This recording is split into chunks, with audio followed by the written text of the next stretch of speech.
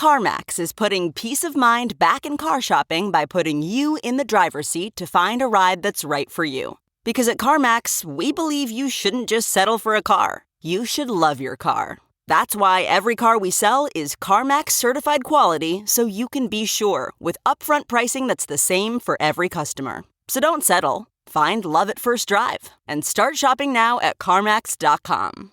CarMax, the way car buying should be. If you like a good murder mystery story, you'll love June's Journey, a free hidden object mobile game where Detective June Parker unravels the mystery of her sister's death. Travel back to the beautifully illustrated 20s, find clues, discover hidden objects, and watch the story unfold with new chapters released weekly. Put your detective skills to the test. Download June's Journey on Android or iOS, or play online via Facebook Games. I know what love is. I love you. You complete me. Don't let anyone ever make you feel like you don't deserve what you want. You sound like you're from London. It's like fishing with dynamite. I've been doing a lot of things. The thing is, I love you. As you wish. Looks like love at first sight to me. I always just envisioned the right one being someone I could see myself growing old with. Thank you for tuning into Romancing the Pod. You had us at hello. I'm Paige Wesley. I am Mikey Randolph. And I am Todd Schlosser. And this week, I mistakenly made you watch Down to You. Now, Mikey, how drunk are you? I'm not going to say a little. Paige, do you mind describing what you heard when you started coming onto the Zoom call? I entered the Zoom call, and before, because you know how you have to enable your video and stuff when you log in. I just heard, I need this bitch to log into this podcast right now. I was like, what am I walking into? We were struggling so bad to not talk about it, and Mikey was struggling so bad to not drink all of his bourbon. I have made a big effort to never drink while podcasting after that one time. I don't remember the episode, but you guys had an intervention and were like, look, we want it to be entertaining. You can't have more than 2 drinks when you're recording.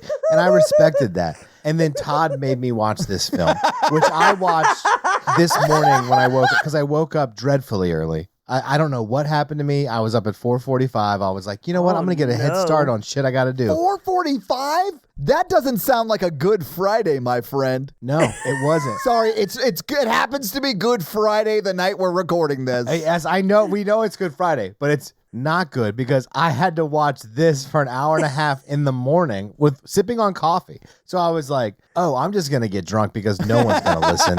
No one's going to care. So Mikey, follow-up question. Yeah. Did you have the day off because of Good Friday? No. But when work, I was done with the movie by work starting. So I was able to log into work and thank God I'm used to trauma. This movie is wild. I was so uncomfortable while watching it for large sections. The whole time. This movie does a flashback within a flashback, which is Multiple Inception's times. levels of bold for rom-coms. It is filmed and stylized after a variety show, but within the concept of 2 people's love story. Okay, I actually had this question. Weird. Is this a movie? I don't know. Or is it vignettes thinly held together by people telling you what they should be showing you? Yeah, okay. So I would argue that this is technically a movie, potentially. How far have we fallen that you had to just say that? How far have we fallen? This is I've done this to us. And I did check out their IMDb because I was like, what else have they made? What happened here? And they have not made much else. Chris Christopherson wrote and directed this, right? It's not Chris Christopherson. I know, but I saw that name at the end. I was like, with that last name, you should do better, sir. That's Whistler. But here's the thing. It feels like someone who has never heard of story structure, but it's not out of order. I want to be clear. Like, this is linear, but nothing happens really. And then like one or two things happen. Paige, I would argue that there are like 4 movies worth of events that happen in this movie, but it also feels like nothing happens in this movie. Well, no, it's not so much that there's 4 movies worth of events. It's that there's 12 movies worth of character traits amongst 4 people. So I took it a different way. I was like, there's like 17 skits in this film. Yes. But they're in order, and that's what's weird, too. And I hate all of them. It's bonkers. I don't think I've had this visceral of a reaction of a film in so long. Like I just had when I say that this movie is revolting, I mean the literal definition of revolting. And it's not. It's a try hard. It's a try hard movie. It's trying so hard to be a movie, but it's failing on every count. It's like it's pulling everything that it thinks should be in rom-coms to make it romantic, but then there's none of the chemistry, none of the connection, none of the dialogue that even fucking makes sense. And like, what happened here? This has to be the worst film we've done. I was trying to think about that, of what could potentially be worse than this. I can't think of a one that is worse than this, but I'm not sure it is. We've seen bad films, yeah. But we are a good group of people who find some sort of redeeming, silly thing that we latch onto to make all of this fun and worthwhile. Right. Did you guys not do that in this? No. The cooking TV show, I will fight You mean for Cooks? Cooks! I will fight for Cooks, the reality show. Where we literally hold people hostage by threat of pointing a gun at them while we make them dinner? Love that. Yep. Brilliant idea, Fonz. Let's do it. I personally believe that this film is a war crime and that it could be used to torture other people psychologically. I mean, it was one of the hardest things I've ever had to watch. And not like I can find something fun and Mikey movie-ish about it. I hated this so much. Yeah, I certainly wouldn't call this a Mikey movie. No. It is not like so earnestly bad it's fun. It's not that at all. It's just bad. It is just bad. It's just so bad. And it's so much worse than things we've done that it makes the other films that I say were bad so much better. I can't believe I wrote this in my notes, but After We Collided is way better than this movie. For an entertainment factor. Yes, that's what I mean. Just factors away. 365. Like, next to this, 365 looks like Citizen Kane. Like, it's so crazy. Oh, Rosebud is when he had her in the wheelbarrow position. Exactly. That's what's up. That's what's up. That's such a nerdy, stupid joke. I'm sorry. I hated Leap Year. Hated it. You did, man. You hated Leap Year. This film makes Leap Year look like Casablanca. Here's looking at you, Imogene. If it became a choice between rewatching this film and choosing a finger to cut off, I don't know what I would choose. Mikey, that is so dramatic and accurate. I actually really did like 2 characters in this movie. If it was a toe, Todd, hands down, I would lose a toe to not watch this film again. You're like, I don't know if I want to give up on my ability to carry and like throw things, but I'll lose a little bit of balance. Take the middle toe. I was like, did Mikey just say he would lose a toe instead of watching this movie again? I was briefly reading some reviews while that was happening, and I just want to check that that's what I heard. Yeah. That's where we're at. Yeah. I went to a happy hour because this was a sad hour and a half. So Mikey went to the gym after work, got drunk, and then joined the call. And that is where we find ourselves. I feel like if you work out and immediately drink after, more bang for your buck. Pro tip for you kids at home. Interesting. Thank you. Thank you for letting me in on that. Would you guys like to hear some reviews for this movie? Yes, by the way, please. there's not a ton of fun facts, but there's not a ton of plot. We're going to fucking fly through this. We are, yeah. So it has a 3% on Rotten Tomatoes. I saw that when I rented it. How did it get 3%? 3% based on 61 reviews with an average score of 3 out of 10. Now, on Metacritic, which has a weighted average, It has a 13 out of 100. That's bad. Which they say indicates, quote, overwhelming dislike. But I think my favorite is the New York Times describes this as scrubbed, wholesome, and bland, and went on further to say that this film flees from anything that might involve real human emotion or that matter any credible human activity other than looking good. So, yeah. Did they look good? Because she dressed like the way my grandmother dressed when I was a child. They looked the way popular people looked at the time. People were pretty, I guess. But, like, I definitely think we should hold a trial and hold Julia Stiles and Freddie Prinze accountable. I think Selma Blair looks amazing in this movie. She was gorgeous in this. I was like, should I get my hair cut that way? She was very pretty. Her character, Jesus Christ. Troubling. Yeah. Good Lord, troubling. There's a lot of troubling things in this movie. This movie, it tries so hard to be kooky and weird that it just ends up troubling because they can't manage it. Like, I feel like this movie felt like the only thing it needed to do was include weird details. But also everyone in it talks like they're reading off cue cards. I'm not convinced they weren't. Yes. I mean, I'd rather watch an SNL sketch of the same length. But that's how bad the delivery was because it was like they were reading the lines in the moment. It was wild. I have to say this, though. His friend Hicks is so insane. Every time he was on the screen, I was like, okay, at least it's going to be funny. And not that Hicks is a good character by any means. He's just like, when he's on screen, he's nailing it. He's nailing what he's supposed to be doing, and that is over the top weird. But the question is, what is he supposed to be doing? Because every time we meet him, he is effectively a new character. Yes. Yeah. He's a Without different person explanation. Yes. No explanation. It's so insane. Like, I thought I had texted or scrolled and missed something, and I was like, why is he talking like this? What is happening?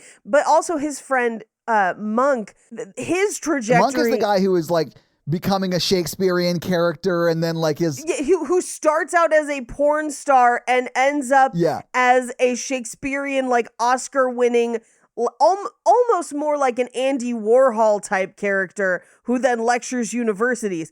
That is inexplicable. He's 21 at the end of this movie, and he seems to have they're like 24 because he does graduate from college, and it's a couple of years after that. That's 21. You graduate from college at 21. No, 18, 19, 20, 21. I was 23 when I graduated.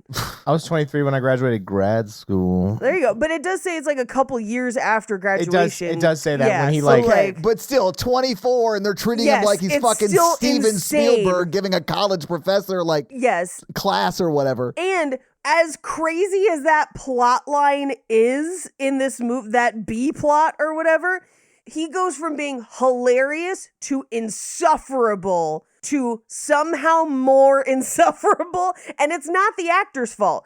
I've seen that guy in a bunch of stuff. Zach Orth crushes it in everything he's in. I love that guy. Thing he yeah. does.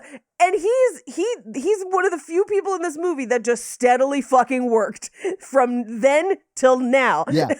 I mean, there are a lot of super famous people in this movie. Some of them didn't last much longer than this movie, though. Sure. Some of them were sort of on the come up. Yeah. But like Ashton Kutcher is like, this is one of his first movies, I believe. I still don't know which character he was in this film. He was the drug dealer that she slept with that broke them up. Yeah. It is named Jim Morrison and seems to be just the reincarnation of Jim Morrison for no apparent reason. For why? For what? Why? It's almost like Monk's character is playing a video game, which is why his life like excels so quickly. And we are just watching two non-playable characters in that video game. And that's like what we're seeing in this movie, because it is largely just a very like linear, sort of boring-ish story told by someone who is sort of boring. And the story is about two kids who are assholes who fall in love. They're just regular kids. I wouldn't even call them assholes. I'm like, they're just two young people who fall in love and don't know how to communicate because they're fucking young. But they hold this up as if it's some pinnacle of love, and then they get back together? Yeah. That's the story. I'll tell you what makes them assholes, Paige. The monologuing. Well, that I blame the screenwriter and director for that. I can't like these two because they sit on a table and are about to tell me about STDs every 15 minutes.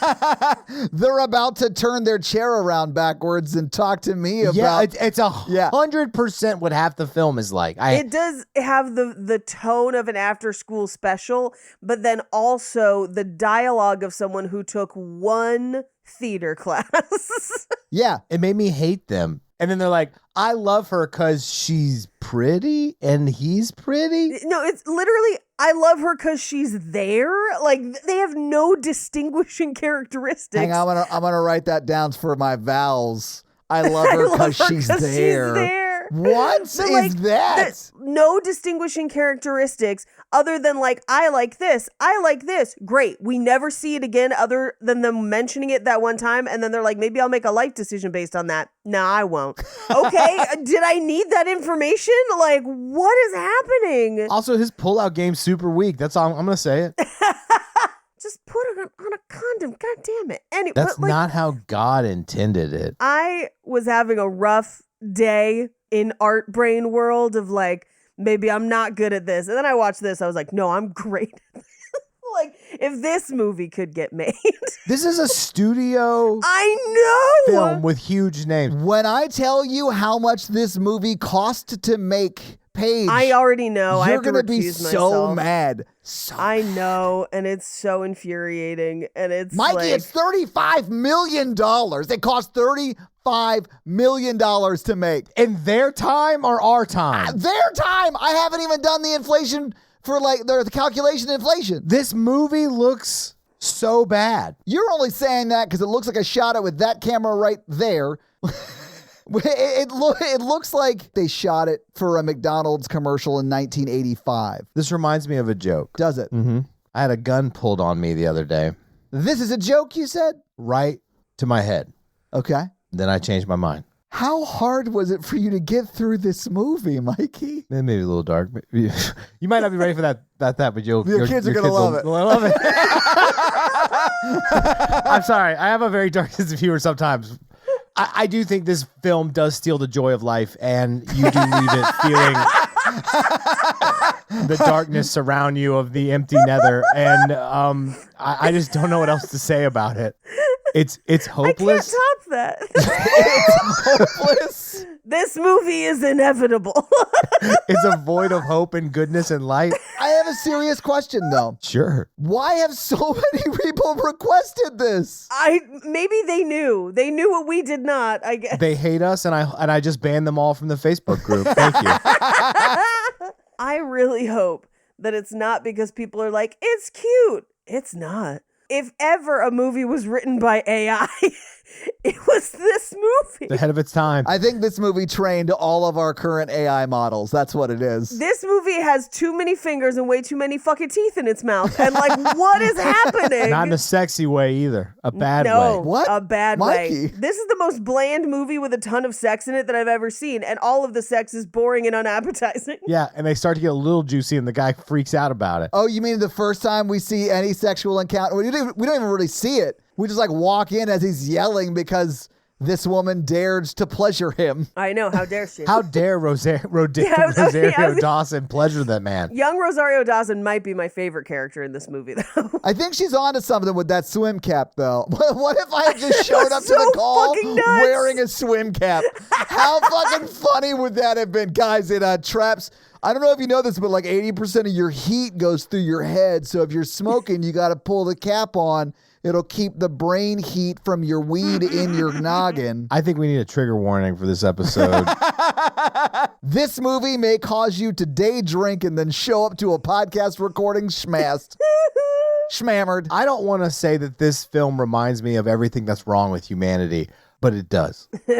My favorite part, I think, is when she cheats on him. They break up. They have that like hyper emotional scene on that high school stage that they've set this scene on. And then like it cuts to him cooking and he goes, ouch, that sucked. Like she just cheated on you with the drug dealer and broke your heart. And it cuts to him Ouch. That sucked. I sent you a quote. Of this film. What did I say? Yes, you did. It was, "You're an old man and I hate it and I hate you." My breaking point was, "You were always my Lancelot, but I was never your king." The fuck does that mean?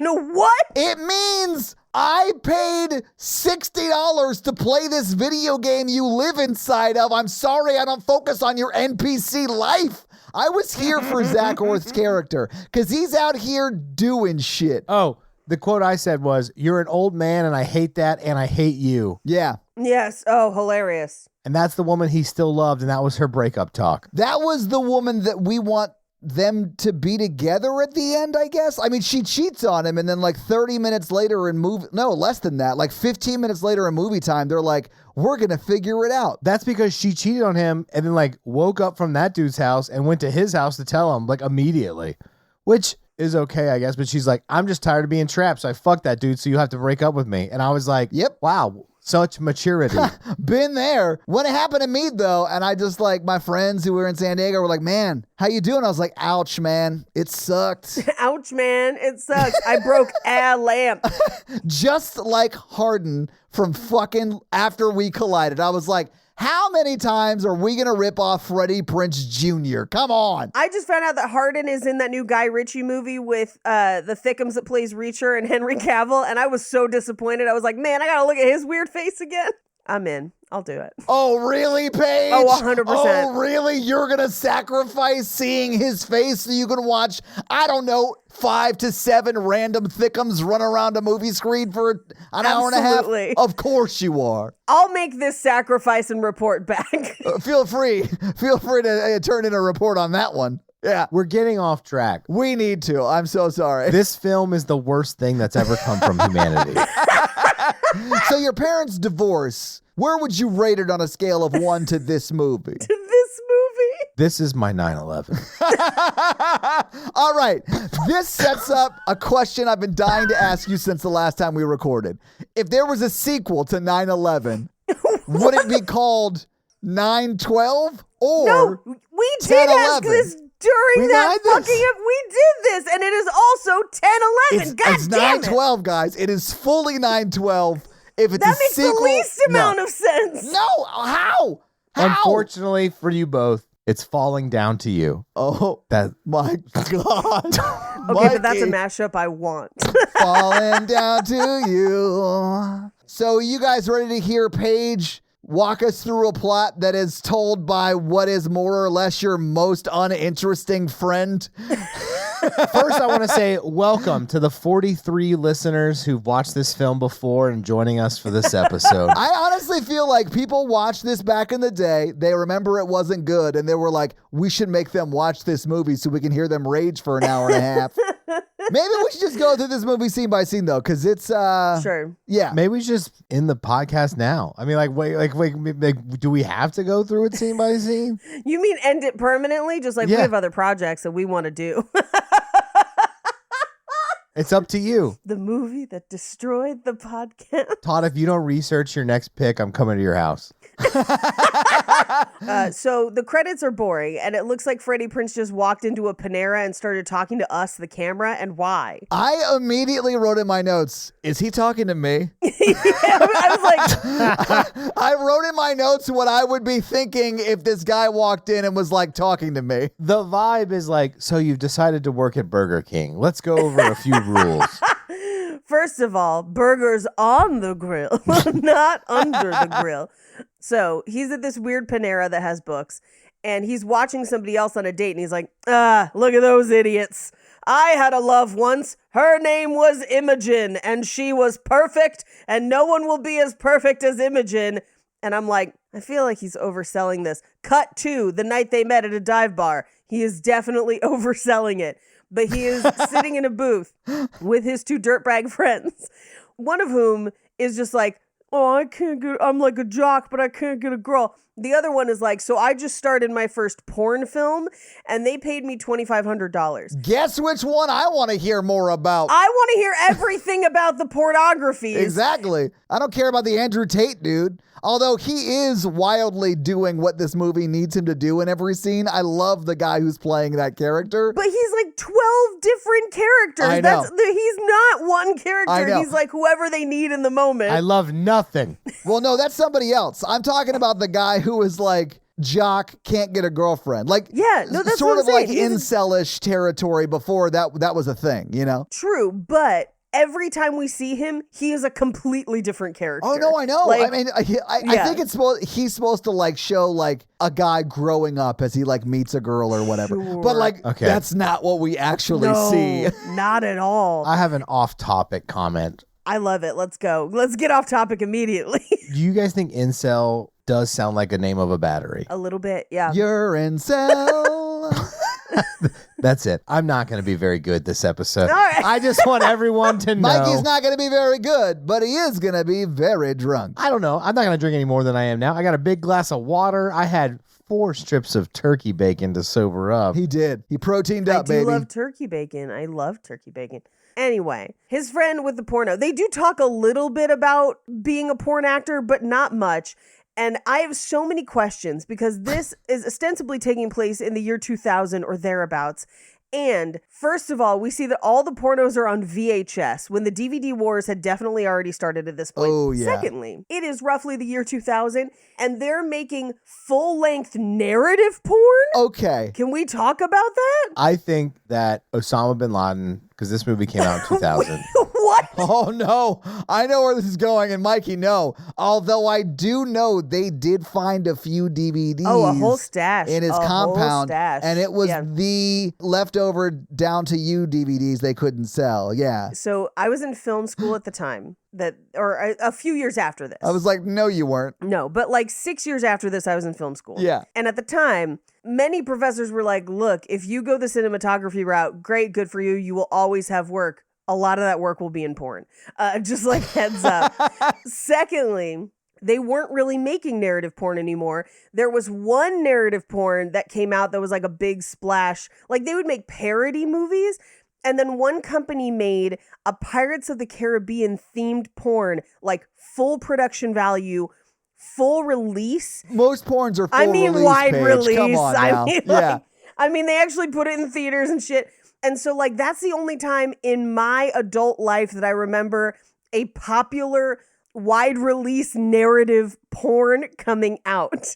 And this movie posits that this dude made so many large scale narrative porn films that he transitioned into regular films. And then not only that, art house award-winning films in the span of like 4 years. Yeah. Which is insane. That's so crazy. Think about how long it takes Jordan Peele to make a banger. It's like 4 years to make one. Yeah. And this dude's literally, pardon the pun, pumping them out. He's pumping them out. And like, hey, we've all seen Boogie Nights. Like, I get it. Like, porns have tighter schedules. I understand. Well, tighter everything, really. Tighter everything. Yeah. What this movie didn't understand, that we understand because we're in the future, is that the future of porn was not large-scale narrative films, No. but rather small-scale web content, which absolutely existed at this time.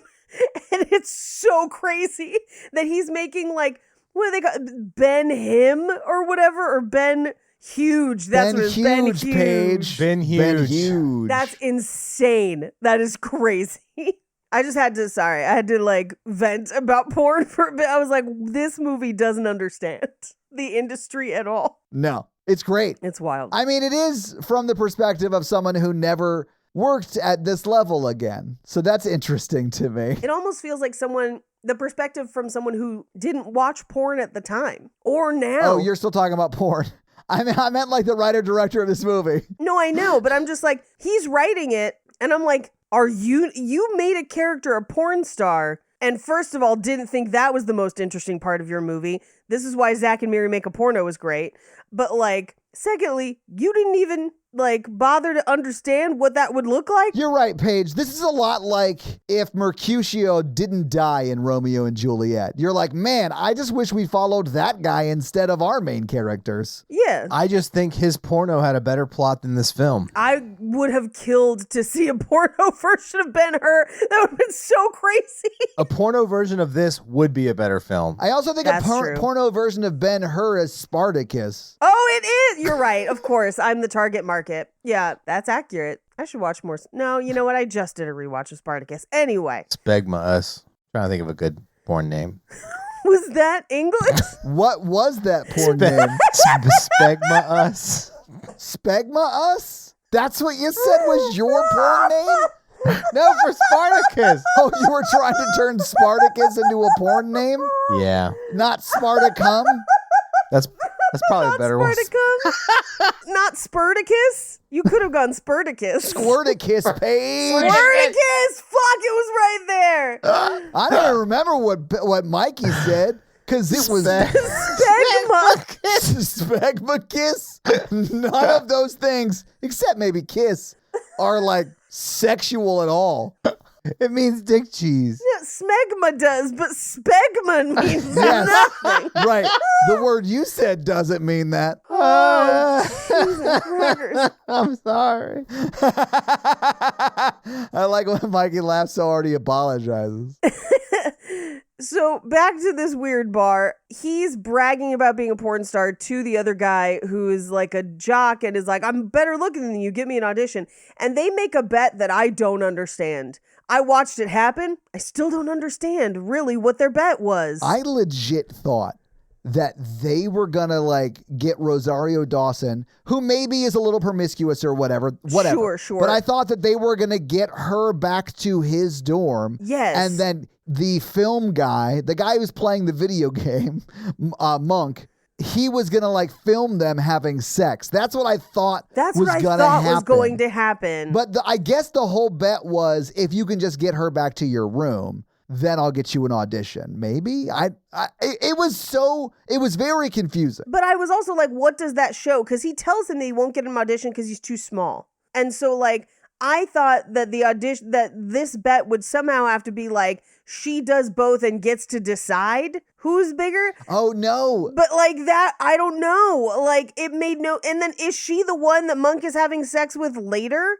Because we don't see who that is. It's behind a closed door and he's crying on the couch. I guess it is. I have no idea. Right? Is it? It's so unclear. I have no clue what this bet was, who won, what happened. We never revisit it. We don't know if that guy got an audition. And when he was told he was too small, he thought muscles because we start to see him like try and bulk up. Sure. I don't think that's what Zach Orth's character was talking about. No, again, I thought it was dick size and I thought that's why she was going to bang them both and like determine. everyone knows it's dick size. I thought he understood it was dick size too, and that's why he was like, no, shut up or whatever. And I'm like, you guys are roommates. You haven't already figured this out? I don't know. Do roommates see each other's dicks? Not usually. It wasn't something you sought out. I mean, I saw my college roommate's dick once. And how did that make you feel, Mikey? Laughter, because at the time we were drunk and we were like, he's like, you think I should go do push-ups with my dick and put it in the water of we were camping. I'm sorry, what? Why would you put a hat on a hat sentence didn't and make just do sense. Like you just push-ups with your dick is the joke. You don't have to then do it in water. He's like, I'm going to do push-ups in the water and put my dick in the water. And we were like, what? Why? And he's like, dude, do you think that'd be funny? How would you do push-ups in the water without getting your dick in the water? Exactly. Is he Jesus? No. Is he doing naked push-ups on the water? This is what I'm asking because none of this makes sense. Shallow water. I'm still unclear, but okay. Is this the roommate we've been playing Helldivers with? Yes, it's one of them.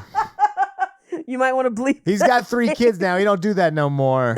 Oh, so you're saying if he wants to like be naked, he doesn't want to be in a common area of his house with his kids around? That makes sense. No one dared him. He just went and did that.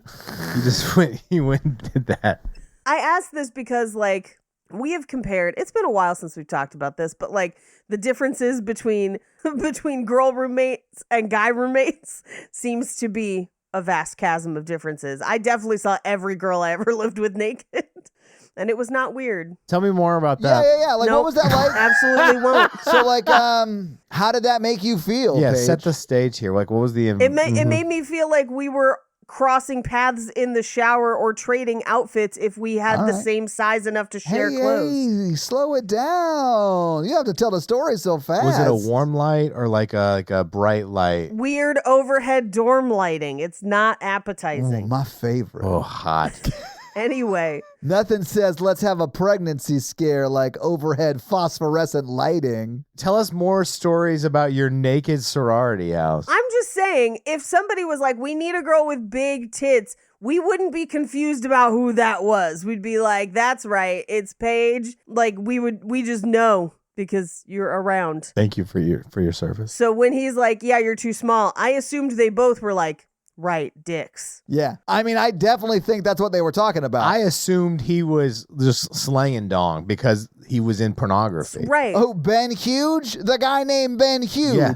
You were pretty sure he could have had a big dick. The guy they call Ben Huge. Which I also think is such a weird choice that doesn't add a ton to the story. It doesn't add anything to the story It doesn't at add all. anything to the story at all because we don't really explore it. He could have just been a bigger guy who has charisma and gets laid on charisma because there's a whole ton of those, and that's a normal archetype people understand. Paige, what if, like the nickname Tiny, Ben Huge is also a nickname, and he Tiny? I don't think he would have such a prolific career in porn if that was the case. I don't think he does. I think he started directing, and then, like, he did one movie, started directing, and then becomes like an actual fucking movie director. Well, we know he's done like at least 2 where he's starring in them because we see the second one that they're filming. Oh, I guess that's true, yeah. Because that's the full-ass narrative porn. I forgot he was still doing porn in that. Oh, my God. If he stars and directs, that's pretty good. Oh, the points on the back end of that. I know.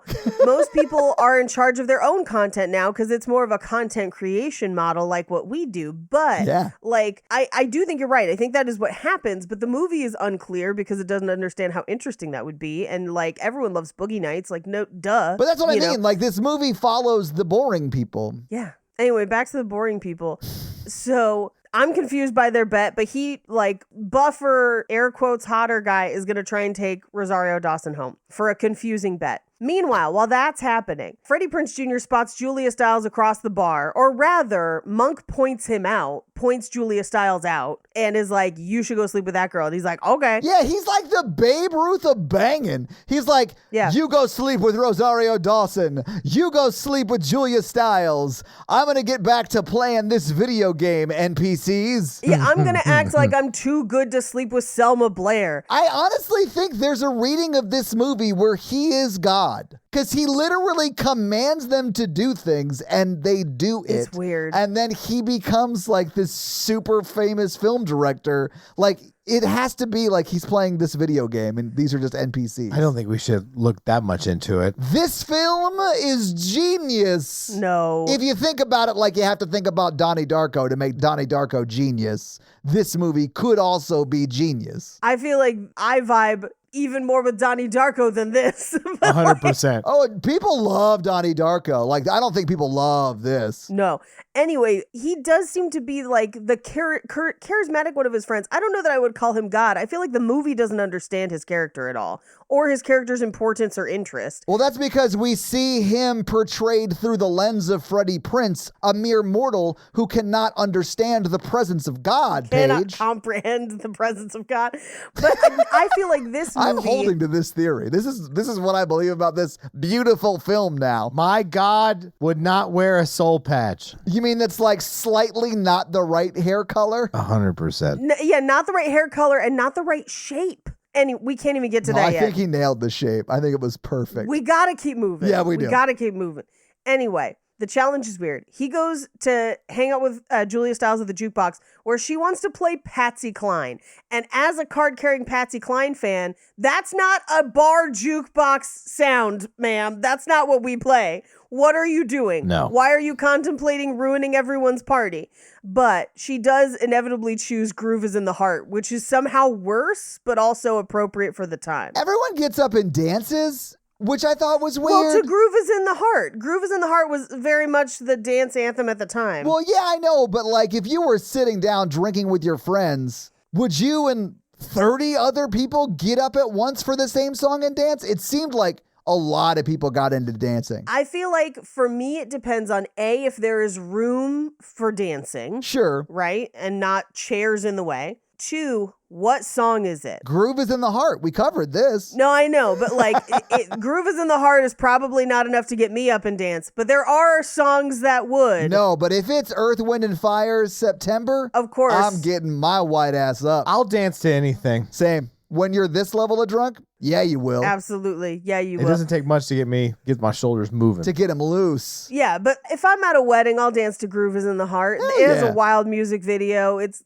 a fun. It was in the Charlie's Angels soundtrack. That's why it was popular at the time. It's a wedding. You'll dance at anything. Yeah. Rio by Duran Duran? Yeah, let's do this. Of course, Rio. Smack My Bitch Up by Prodigy? Weird choice for a wedding, but let's do this. That's a very weird choice.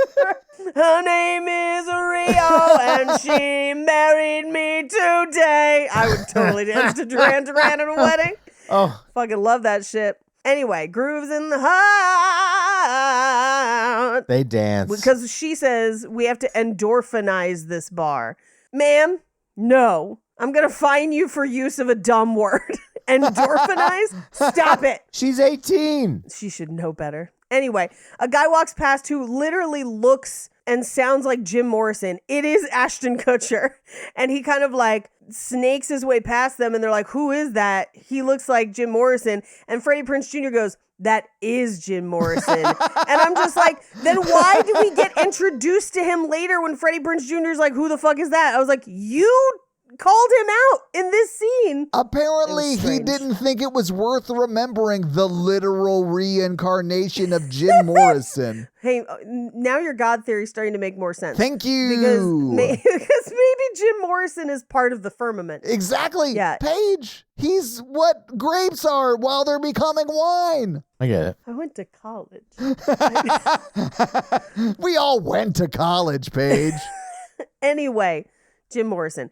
But then Freddie Prinze Jr., as they're kind of talking, because this movie just gives them like talk, as if that's going to have any sort of chemistry. And there's no chemistry on the screen. It felt like they were trying to be Before Sunrise. Sure. But they were somehow more pretentious and not as interesting. Yes. And it was all held together by someone, either Julia Stiles or Freddie Prinze Jr., talking directly at me like we're friends. Yeah. I don't know you, Freddie. Don't talk to me like that. I don't know you. And here's the thing. I'm not a huge, as we discussed on the show, Before Sunrise person, but they have infinitely more chemistry in that movie than in this movie. Plus, they have that cow play. Yeah. Paige, you don't understand they do have chemistry because they both turn to the camera and make eye contact and tell us they do. I hate it so much. I mean, they more or less like meet. It's sort of bland. And then Julia Stiles goes, you could feel it, right? That oozing chemistry. I mean, it isn't that, but it feels like that. It's like you should be able to like show me this. We get a cutaway to her talking to us about when she hugs him in the next scene. Yeah. It's so weird. I wish my grandkids could have seen that hug. Yeah, I could put this in a box to show it to my grandkids. What the fuck are you talking about? That's not how a hug works. That's not how anything works. I wish my grandkids could see that HJ that she gave me later that night at 3 a.m. in the Waffle House parking lot. Well, because what happens is like they chatted up. We find out that he has an internship on his dad's cooking show because his dad is the Fonz playing Emerald. Holy shit, is he Chef Ray?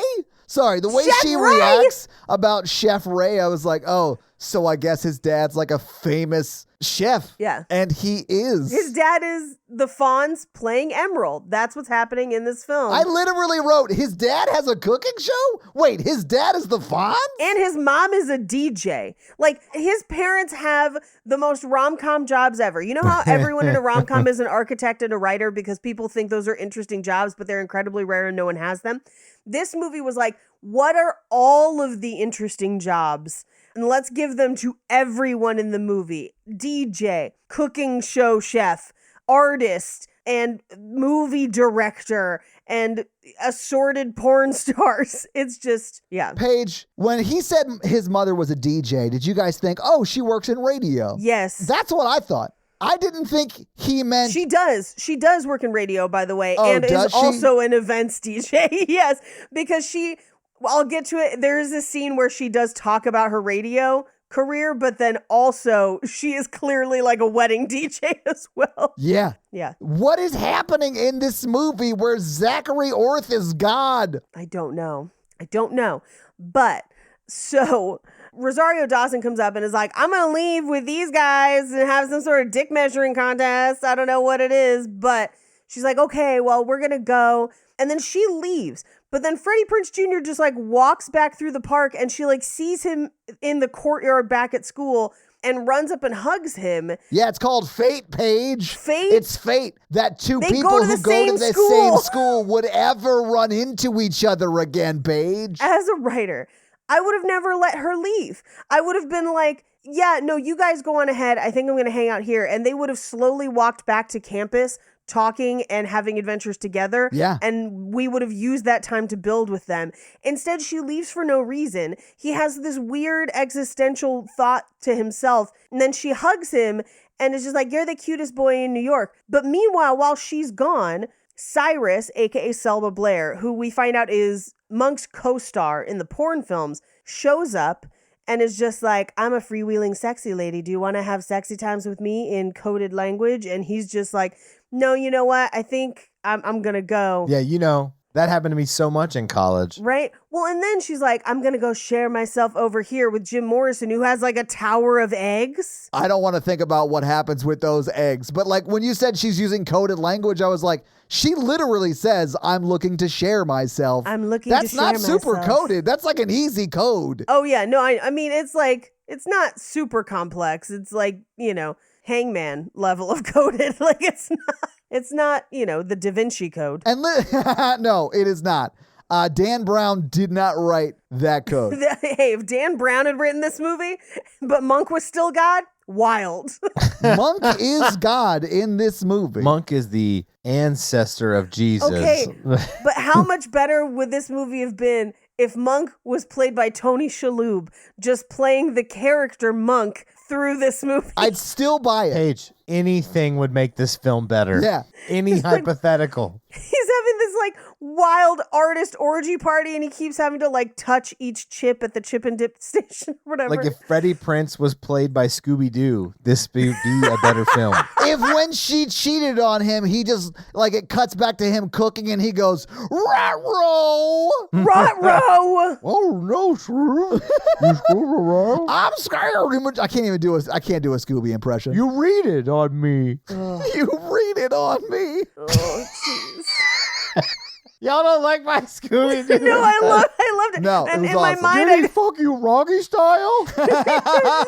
I just pictured that she cheated with Scrappy. And I was like, Oh, it would have been Scrappy, that little bastard. I would have gotten away with it too if it wasn't for you meddling kid. But Cyrus is very blunt about it. She's not coded. She's not like, I'm going to put this movie on and like, and whatever happens or whatever. Like, we know. I also thought this was about to be a way more interesting movie because when she introduces herself, she's like, my name is Cyrus. And he's like, what kind of name is that? And she was like, a man's. And I was like, is Selma Blair playing a character of indiscriminate sexual, like gender? Like, is this movie going to try and like, maybe that's the kind of porn Paige, he's... No, Paige. it's just a lady with a male-coded name. I thought that until the man show bit. And then I was like, oh, Yeah. okay, then never mind. No, there's no way. This is There's a no way this terrible movie. My bad. Oops. Anyway, they just have a real weird scene with some weird lines where I'm like, oh, interesting. Is this about to be progressive and super interesting? No.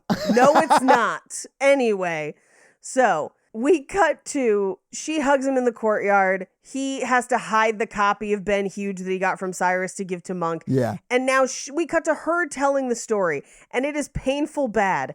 And it's this whole, like, she hugs him and it's cute, but then she leaves again, and he goes back to his apartment where he finds out that his roommate has just experienced someone putting their finger in his butt for the first time. And he wasn't like, bro, let me talk to you real quick. Yeah. He was like asking some of the craziest You shit might be gay. I've ever heard in my life. You might be gay, bro. And he's crying about it. Man. I mean, he should. What? No. He's obviously gay. He had his finger in his ass. No. First off, it wasn't his finger, although I do love the flex of Rosario Dawson making him use his own finger. That's funny. I'm sure there are people who I'm sure would be into that. Yeah, people are into everything, Paige. That's the thing I learned. Yeah. Rosario Dawson could tell me to do anything, and I'll do it. You hear that, Rosario? Mm-hmm. DM Rosario. Mikey right now. I will also say, if you're going to explore some things like that with somebody, give them a heads up maybe. And just be like, hey, is this something you might like? Yeah, like consent is always important. Yes. And I get that maybe she didn't get that for this act and it weirded him out. That's fine. He's an 18-year-old Alex Tate listener or whatever. My question was, what is she talking to and laughing at in that room while he's out there crying? Monk. She's fucking banging Monk. Monk. She's banging Tony Shalhoub, Mikey. Way more interesting. Well, he should have cried about it.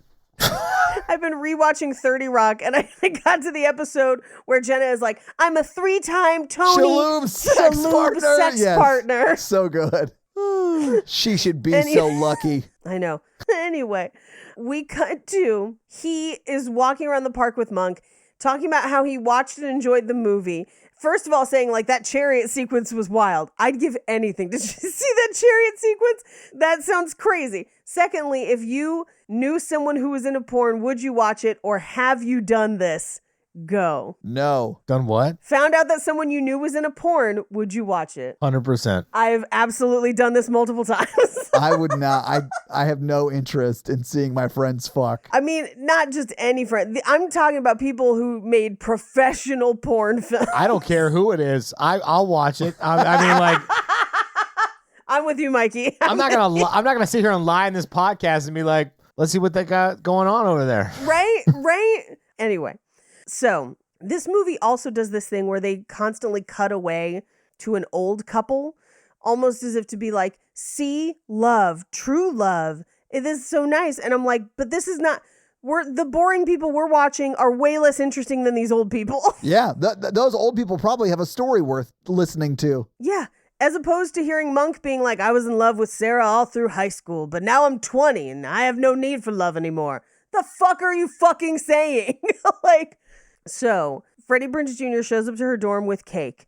And she's like, oh, thank you. Cake is my world. And I'm like, I'm not saying I haven't said that. It's just a weird thing to say in a movie. I think we should put it on a shirt. Cake is my world. Cake is my world. I thought it was great. I was like, hell yeah, cake is my world. I don't love cake. Brownies are my world, but I'm into it. I like both. I don't know if you guys know this, but I'm a cake earther. Oh, yeah. I mean, that is actually a fact. Have you not seen that documentary on Netflix? I see you laughing, Paige. It's called Cake or Earth.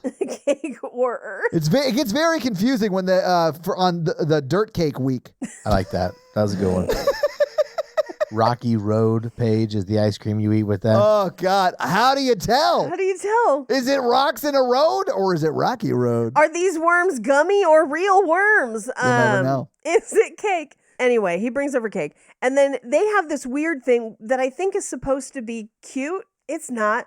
Where she pretends to be a therapist and asks him a bunch of questions. But this just turns out to be like a verbal Tinder account. They fucking button hook this too. It's here and at the end of the movie. Oh, God. Yeah. It's wild. But she plays the therapist and he plays the patient. Yeah. And they're like asking questions. And these are the same questions he asks at the end. And I typically really like when movies do this because it's like, it sets up something and then it pays off later. I like it. It's like why callbacks make you laugh, but this is like the sentimental version of that. Todd loves bookends. I do love Let it be known. Bookends. Yeah. Because there's all the promise of starting a new story and then the gratification of having finished it. But I do think this is not fun. I don't like this one because it's like, we're not really learning about them. We're learning like these performative things that aren't like who they are as people. And then it jumps past like when we should be seeing them fall in love to like 2 months into their relationship. It's weird. Well, also, they do one thing that I like here, which is a fun montage of like 3 people they've each dated, and they do it by answering the door to them. Yeah. That's a fun device. That in a different movie, I would have loved it. In this movie, I was like, oh yeah, like in a Better Off Dead, that worked. That would work great. Right. 100%. Yeah. Which I would say this movie is probably aiming for the Better Off Dead lane, but misses it completely. Completely. Well, and also Better Off Dead has wild chemistry. Yes. And Better Off Dead has like actual negative aspects to these people. They're like, the first one was a cheerleader. Fuck her. The third one, she likes science. Fucking awful. Rare slug. Yeah. It's wild. So they go out to dinner, and he like gets cooking tips because like cooking is his weird thing. Well, his dad's a chef. It makes sense that he would like be interested. I get it. Sure. They go back to her apartment, and he smells her shampoo, which will come back later. Paige, when you sent, so I hadn't seen that part of the movie yet.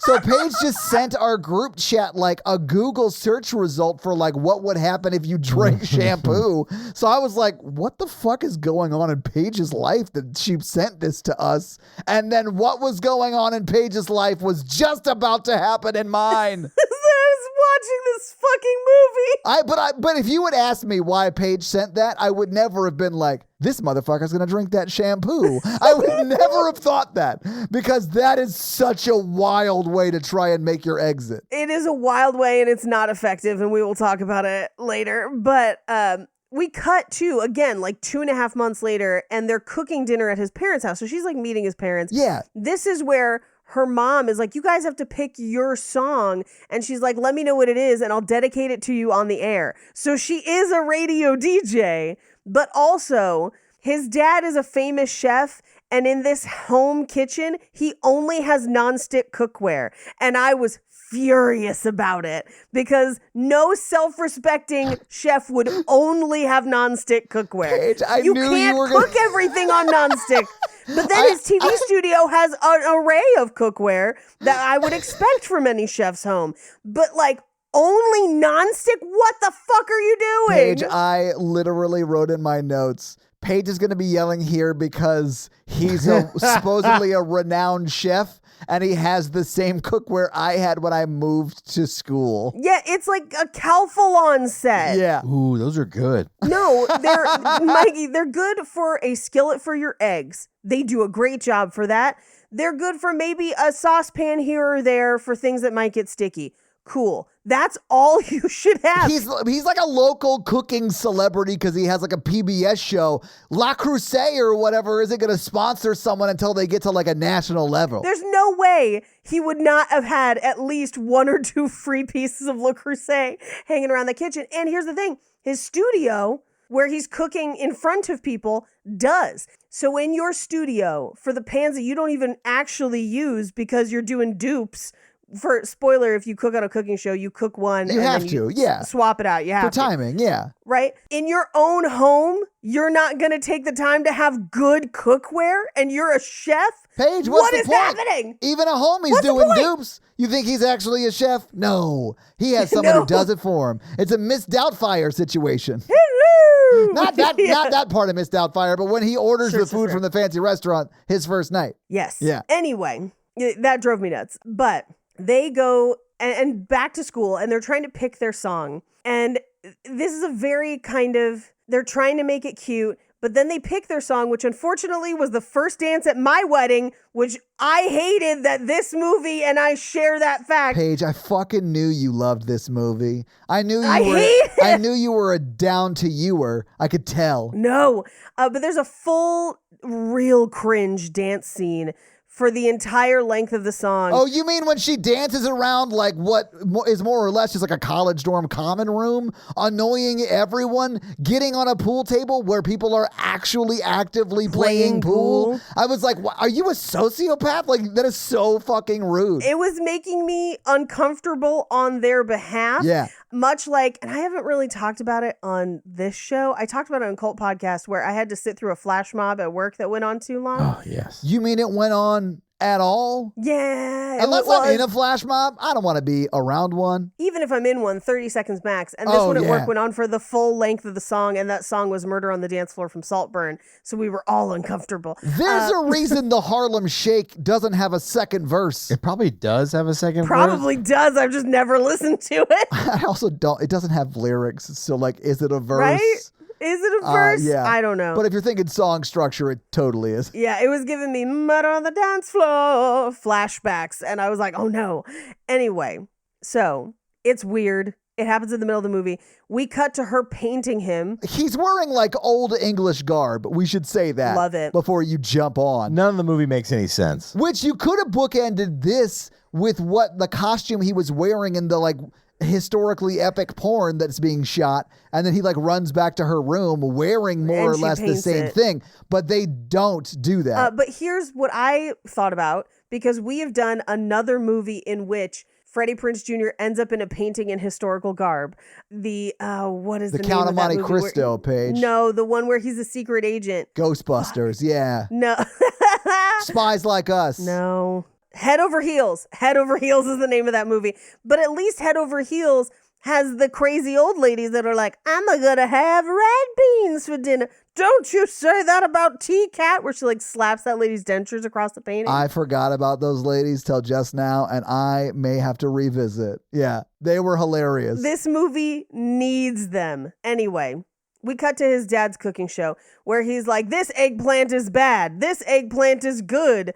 And I was like, did we have to use eggplants? I know this predates emojis, but I'm uncomfortable. I really didn't like when he showed me the eggplant's butt and then said, this eggplant had a rough night last night. I was like, why? I was like, why no. did that? What are you insinuating with that egg? Did you fuck that eggplant? Like, what are you talking about? Quit slut shaming that eggplant. Stop it. Let that eggplant get its freaky hole on. That's what I tell everybody. Yeah. Mikey just sends people eggplant emojis, and he's like, stop shaming my eggplant. Yeah, he's like, it's an aubergine. Stop it. Anyway, he does have all Mauviel and all clad. He's got like really nice cookware on this set that just hangs on the wall and he doesn't fucking use it. Anyway, he calls Freddie Prinze up and is just like, you pick good things. Like, you picked this girlfriend. And I'm like, this is the most cringe thing that's ever happened. I would be like, please melt me through the floor so I don't have to be here. They would cancel his show. It's so boring. It is terrible. It's terrible. And he's supposed to be like an Emerald. Like, even his set looks like Emerald's set from this era. It did, yeah. And I was like, just say bam or something and let's move on to the next scene. And we couldn't, because this movie is literally 90 minutes long. It just feels like 3 days. It does feel long. Like, Dune 2 was faster than this movie, and Dune 2 is twice as long. Yeah.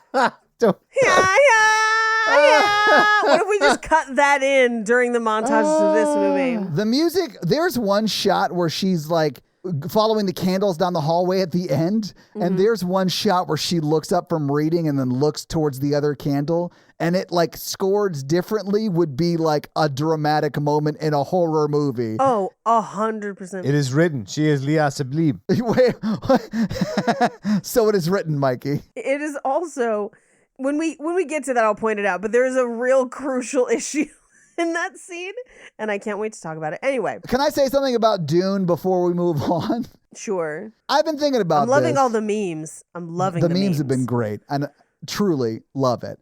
My favorite one is the one where Paul Atreides is standing on top of a dune with his mother pointing, and he says, that one's the dune. And that shit made me laugh so hard. It was so stupid, Paige. I was like, Paige will love this. Also the one I sent you where the guy has AirPods in his nose as if the thing, and he just goes, the worms are coming. Yeah, yeah, yeah. And then his friend is just doing the worm in the snow. In the That's snow. my That's the most favorite. impressive part. I loved it. I can't stop watching it. Anyway, I fully believe that Hans Zimmer lost a bet, and that's why he had to make the soundtrack or be the composer for Dune. Why else would he just like make the entire score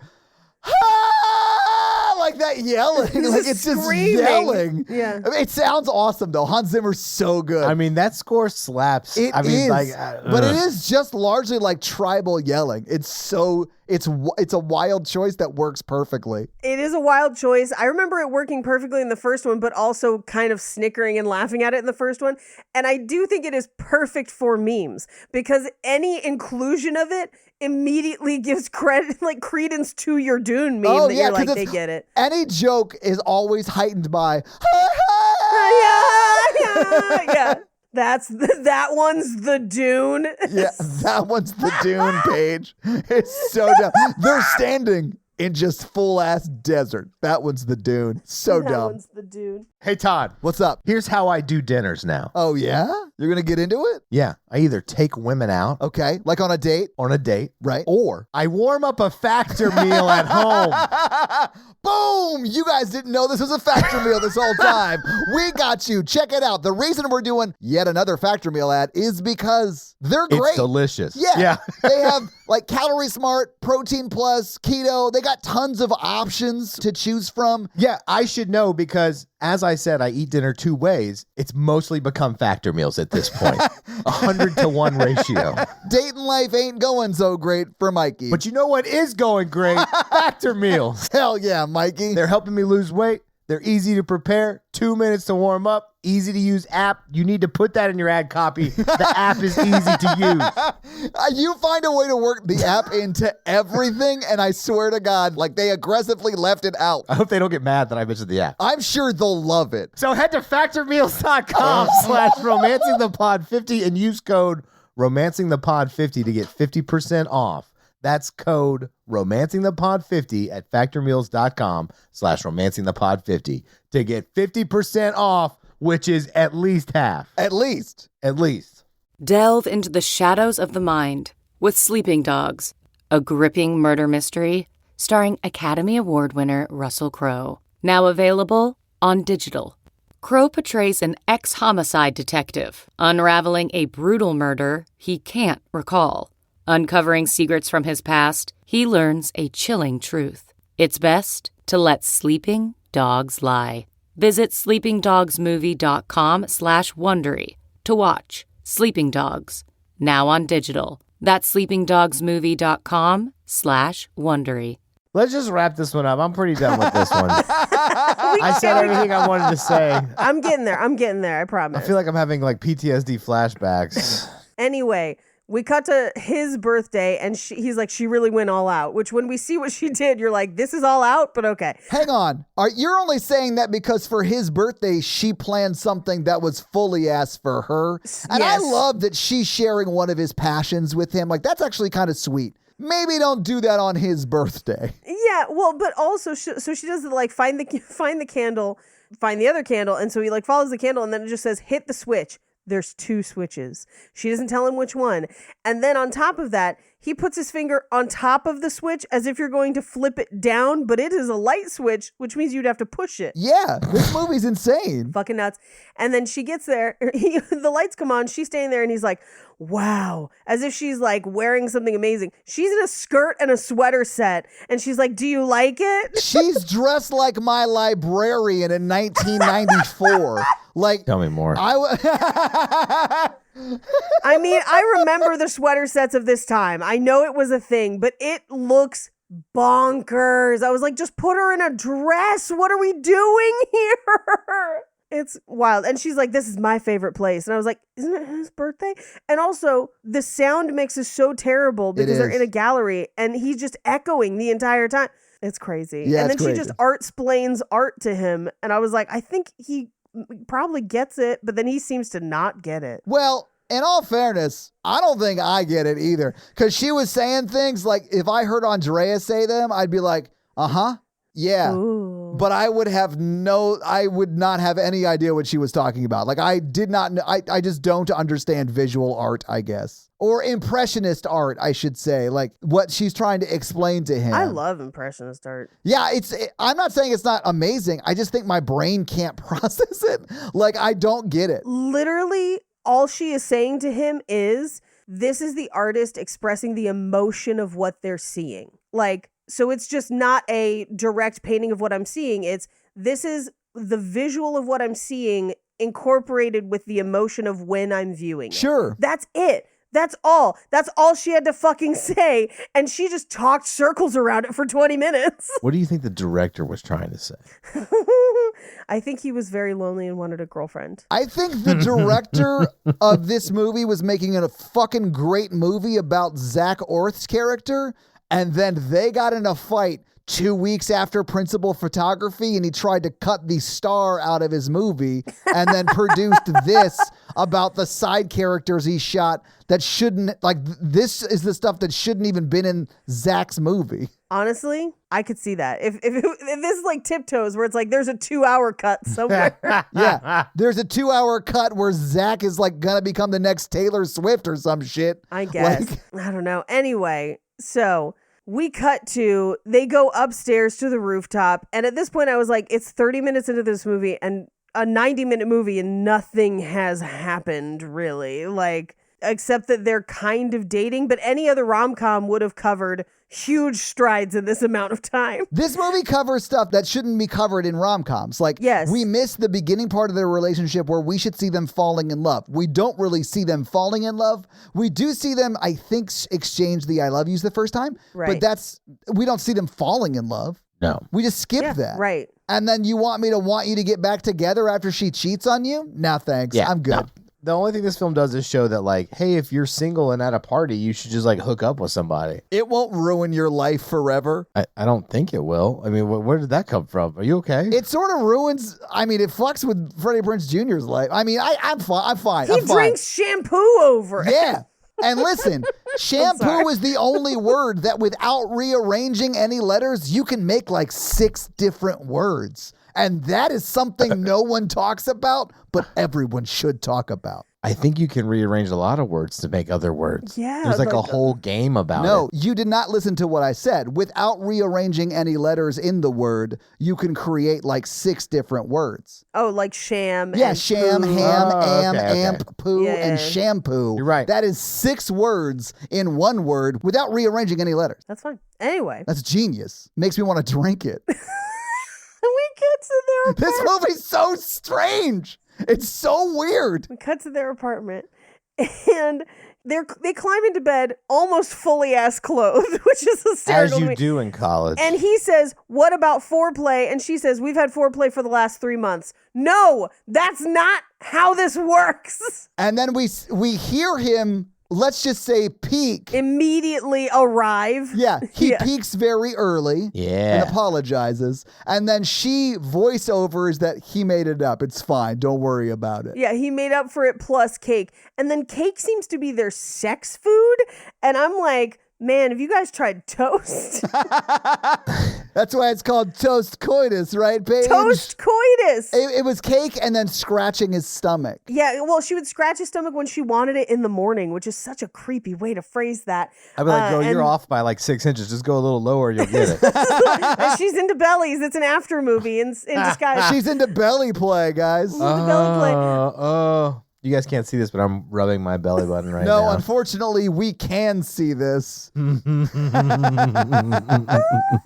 Okay, they have a whole lot of morning sex. Not knocking it. Big fan myself. However, it seems like they have exclusively morning sex. It for does a seem while, like that. and it's really strange.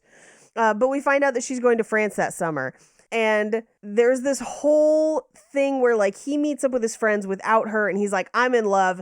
And they're like, you don't know what love is. One of these glasses is illusion and the other one is love and drink. And I was like, I don't know what the fuck is even happening. Thank you for saying that, because I was also confused during this whole time. You guys didn't get this? No clue. No. So this is the director doing his best, like... Mercutio, for sure. Well, sure, but I was thinking more specifically the scene in The Princess Bride, where he's like, never going to a land war in Asia. Like that scene, right? Yeah. Iocane powder. Yes. Yes. Yeah. What you do not smell is the lack of anything original and interesting in this movie. But, like, it's that... But it's very stupid because it's literally just 2 different wines. Right. And he's like, one of these wines is illusion. One of these wines is actual love. Which one did you drink? And then, like, that's a point about his relationship that he chose the wrong wine. It's so dumb. Well, and then because he chooses the wrong wine, he has to be an extra in the porno, which is going to be like one of the huge fights in their relationship, I guess, because how dare he have plans? Yeah, how dare he not spend every waking hour with her? That is literally the argument. I know. Because he's like, I have a thing tonight, and she was like, gonna buy cake and was like,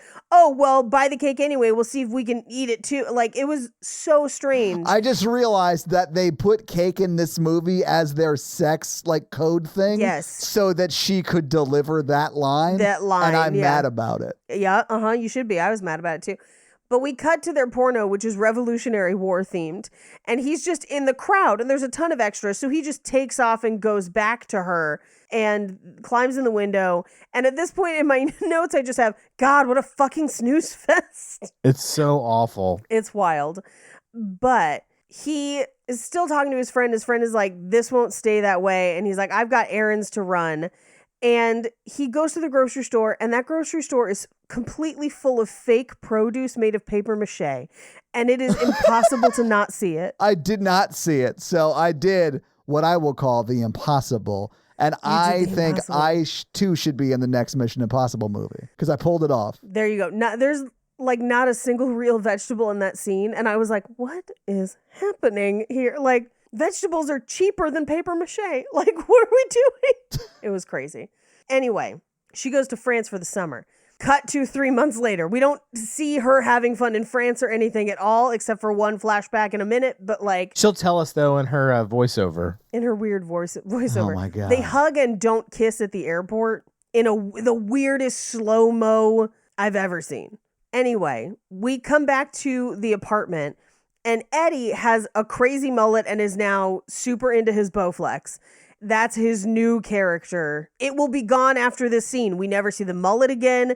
He's not working out again. It's completely, he has a new character the next time we see him. I want to point out that he was right about the mullet, though. Like, that did come back.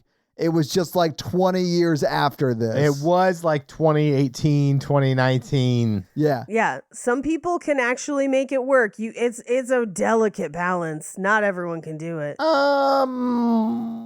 Just amateur baseball players, really. Anyway, so they go have cake and boring sex. But this is where they're like making out with their eyes open. And it takes, there's a whole long conversation about it. I'm like, no, why are we doing this? Like, this just makes me uncomfortable as the viewer. It's not great. Honestly, this movie made me uncomfortable many times. Pretty much any time they were looking directly down at like the barrel at me, yeah, I did not like it. And they do it a bunch. I'm like, you're not Deadpool. Stop talking directly to me. You're not my friend. Deadpool.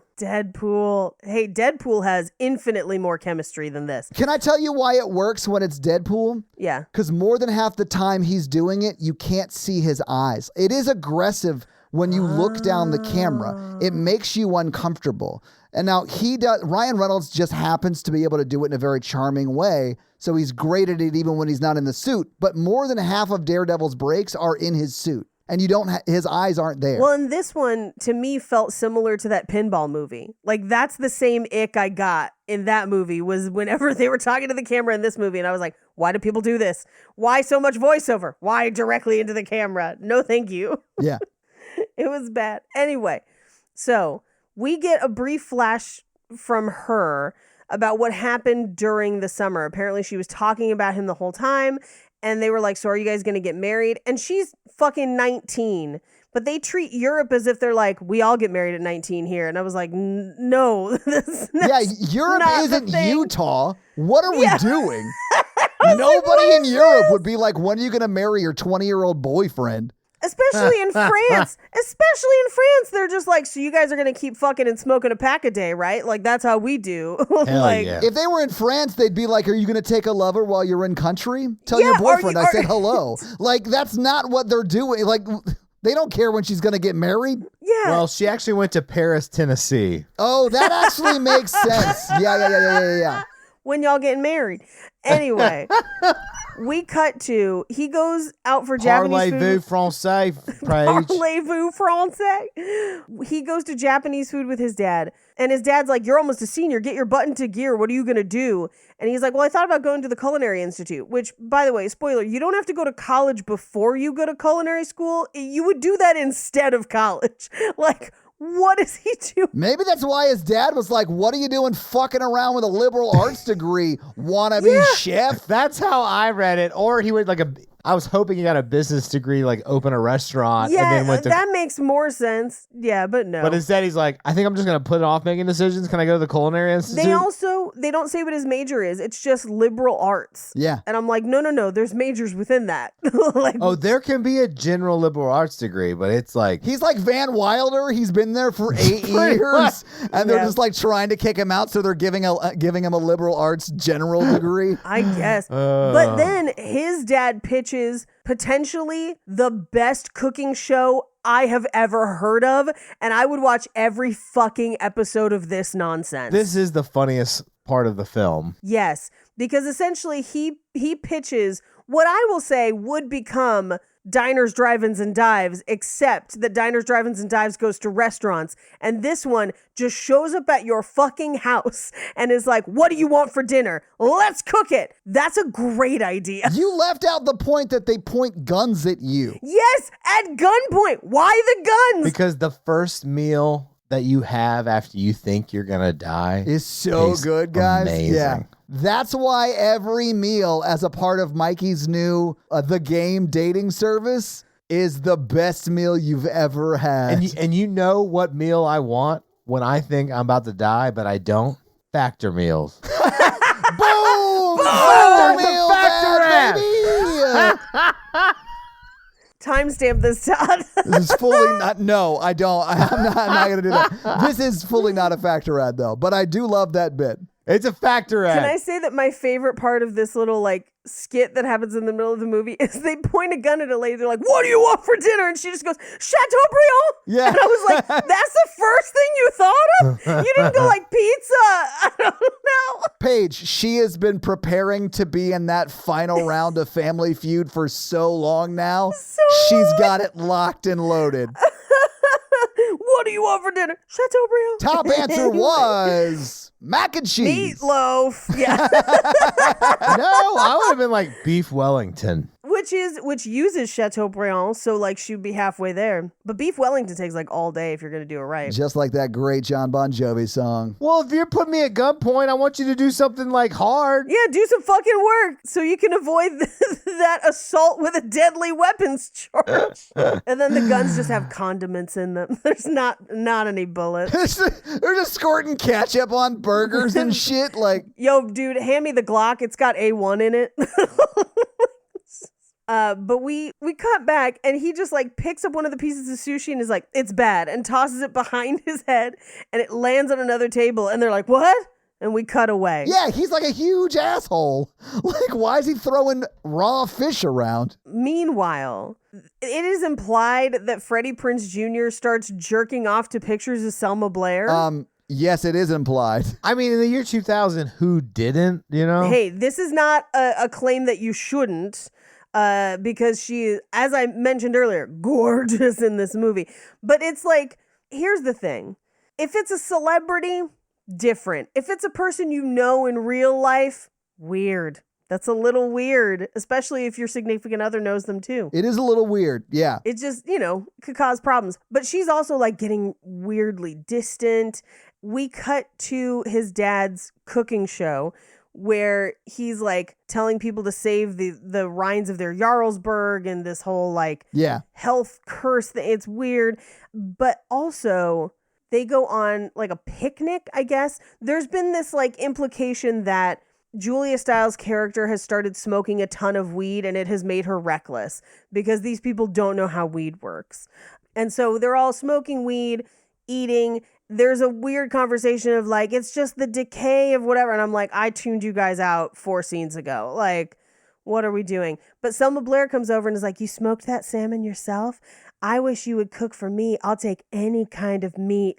She is laying it on thick. Oh, yeah. She wants to bone down Freddie Prinze Jr. Sure. Yeah. But so as they wrap up the picnic and he's like, no, thank you or whatever.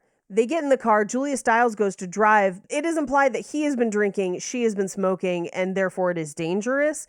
And so she crashes them into a tree. And they have to like sit. And then they're like, this accident was a sign, but then nothing changes. They're like, we started over. There's no indication that anything starts over. It's really weird. Also, they didn't break up then. Like, they didn't break up. There was no reason to start over. It felt very weird. Yeah. Except for the fact that she went to France for a while and came back.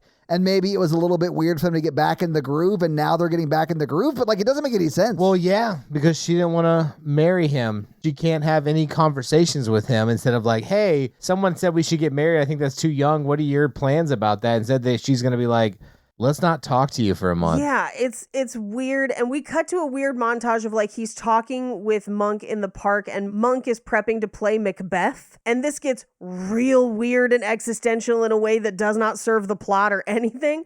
But as part of this little like montage, we cut to him feeding her strawberries in bed, and she has a tiny bowl of strawberries, and then he has a full-on salad bowl of whipped cream.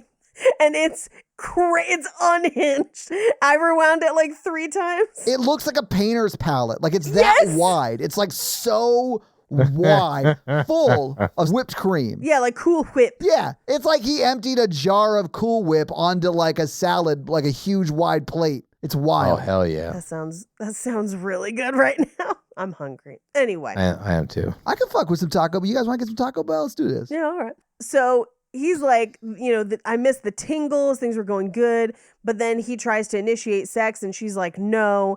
And we cut to, there are people arguing outside. No, they're partying, Paige. You didn't hear him? You can tell they're partying because you very clearly hear someone say, wait up, guys, I shit my pants. He something says, like I that. wrote it down. Oh no, I totally took a dump in my pants. Oh no. That's what it is. Oh, but he does the like, ho ho ho at the end. It's great. You know, like a great movie would do. Hilarious. Oh, man. And so Freddie Prinze Jr., while she goes to sleep, turns on TV. And the first is a telenovela that's him and Selma Blair. Yes. Then we cut to an episode of The Man Show where he's being interviewed. And I was like, ooh, boy. God. Do I have a back of the head feminist rage that The Man Show ever existed? Because, man, Jimmy Kimmel, I don't know how he got through all this unscathed, man. Like, it is, oof. He was the straight man to all that, wasn't he? Jimmy Kimmel was more of the straight man on the show, but, and by that I mean the comedy sense of straight man. Yeah. But he also got married and has had kids since and has been very, very vocal about kind of changing his perspective on a lot of things and seems to kind of put his money where his mouth is. Sure. And so that's how he's gotten by unscathed, is that he has done a lot of image repair. Adam Carolla, on the other hand, could not give a flying fuck. That dude is just as misogynist as he was back in the day, and he does not care what you think about it. And but Paige, he was so famous at this time, Toyota named a car after him. Yeah, that's definitely where they got that name. Only time I ever heard it. Do you guys remember? I mean, I assume you remember The Man Show where they had the juggies and it was, God. Girls jumping on trampolines was their credits at the end every week. Every week. Anyway, it's The Man Show. God, the 90s were awful. Yeah. And then he turns the TV off and we wake up the next day and she is gone. And he's kind of like, what's going on? She is in the shower crying because she's like, oh, I had other things on my mind. And she has this like dream where she's carrying a baby down the hallway and he's with a bunch of old men, which he's not that much older than her. Oh, but like, listen, he's an old man and I hate it. And I hate it. I hate you. Yeah. And I hate you. Yeah. But they take a pregnancy test. He meets her in the park and he's like, we can do this together. And she's like, no, I need to be by myself right now, which is fine. But like, there was a way to communicate that differently, I think.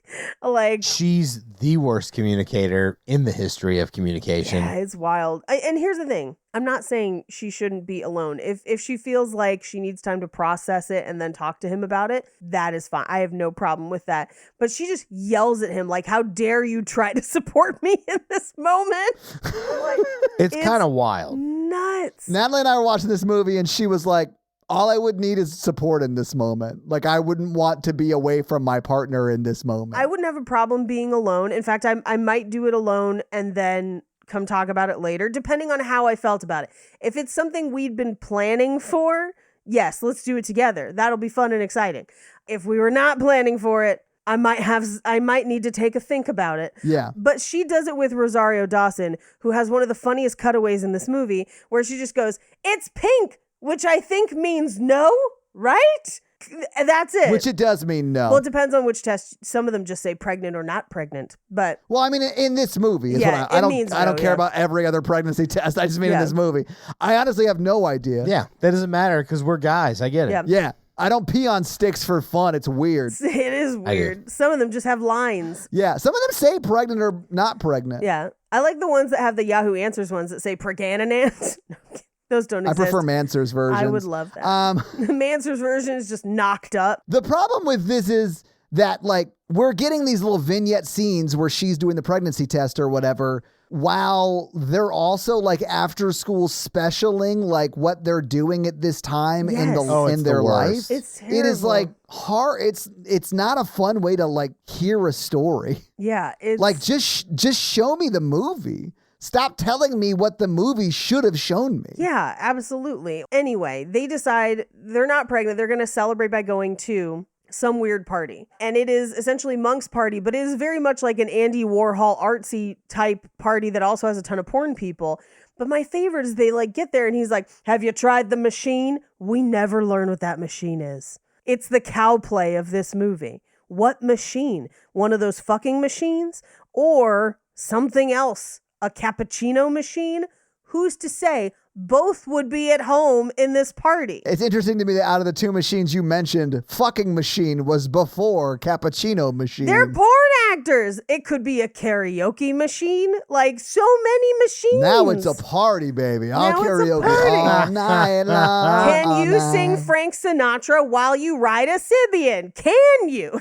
Like, whoa. You wouldn't want to see. She brand name checked you, Mikey. I know what that is. Of course, everyone from that time period does because of Howard Stern. Yeah, for sure. Anyway. Yeah. Definitely not anything else. Fun fact about that brand, the song Don't Do Me Like That by Tom Petty was written on a Sabian. Whatever. I think a Sabian is like a drum set. No, they're cymbals. They're cymbals. They're cymbals? Okay, I'm not crazy. Sabian cymbals. He wrote it on an ape. Yeah, sapien would be like Homo sapien, so that might be an ape. Anyway. There's an ape in this movie. Hicks is like in love with an ape in one scene. And he says, "Take your damn hands off her," which is a great reference. No Homo sapien. No Homo sapien. He's also getting his nipple pierced on the couch at this party. Not sanitary. Yeah, college shit. College shit. But they get separated at the party. In the kitchen, Selma Blair comes up and is just like, "Make me pancakes, Daddy. Make me pancakes, Chef Daddy. No one ever makes me pancakes." And I was like, that's pretty heavy before sex. If you all out there would like that isolated audio, please reach out to me. I will happily provide it for your fetish pleasure. Please, Daddy, make me pancakes. So... Someone needs to put it to a beat. My muffin top is all that. Yeah. Anyway. Whole grain, low fat. But I just want to dance. Yes. I'm not going to make you pancakes. But why, pancake daddy? I'm not going to make you pancakes because I'm with somebody else.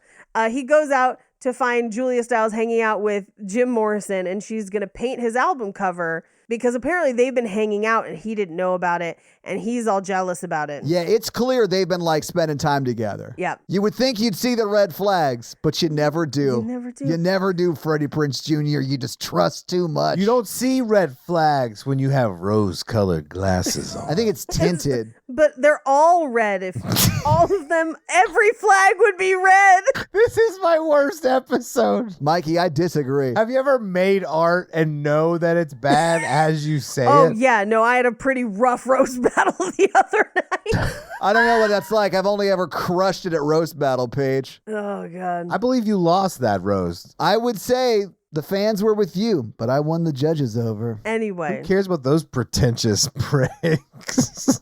I'm a man of the people. Oh, God. Yeah. People are saying it, Mikey. People are saying it. Yeah. People. I'm a lady of Pancake Daddy, and that's all that's important right now. What would Pancake Daddy What would look Pancake Daddy do? WWPDD. Pancake Daddy.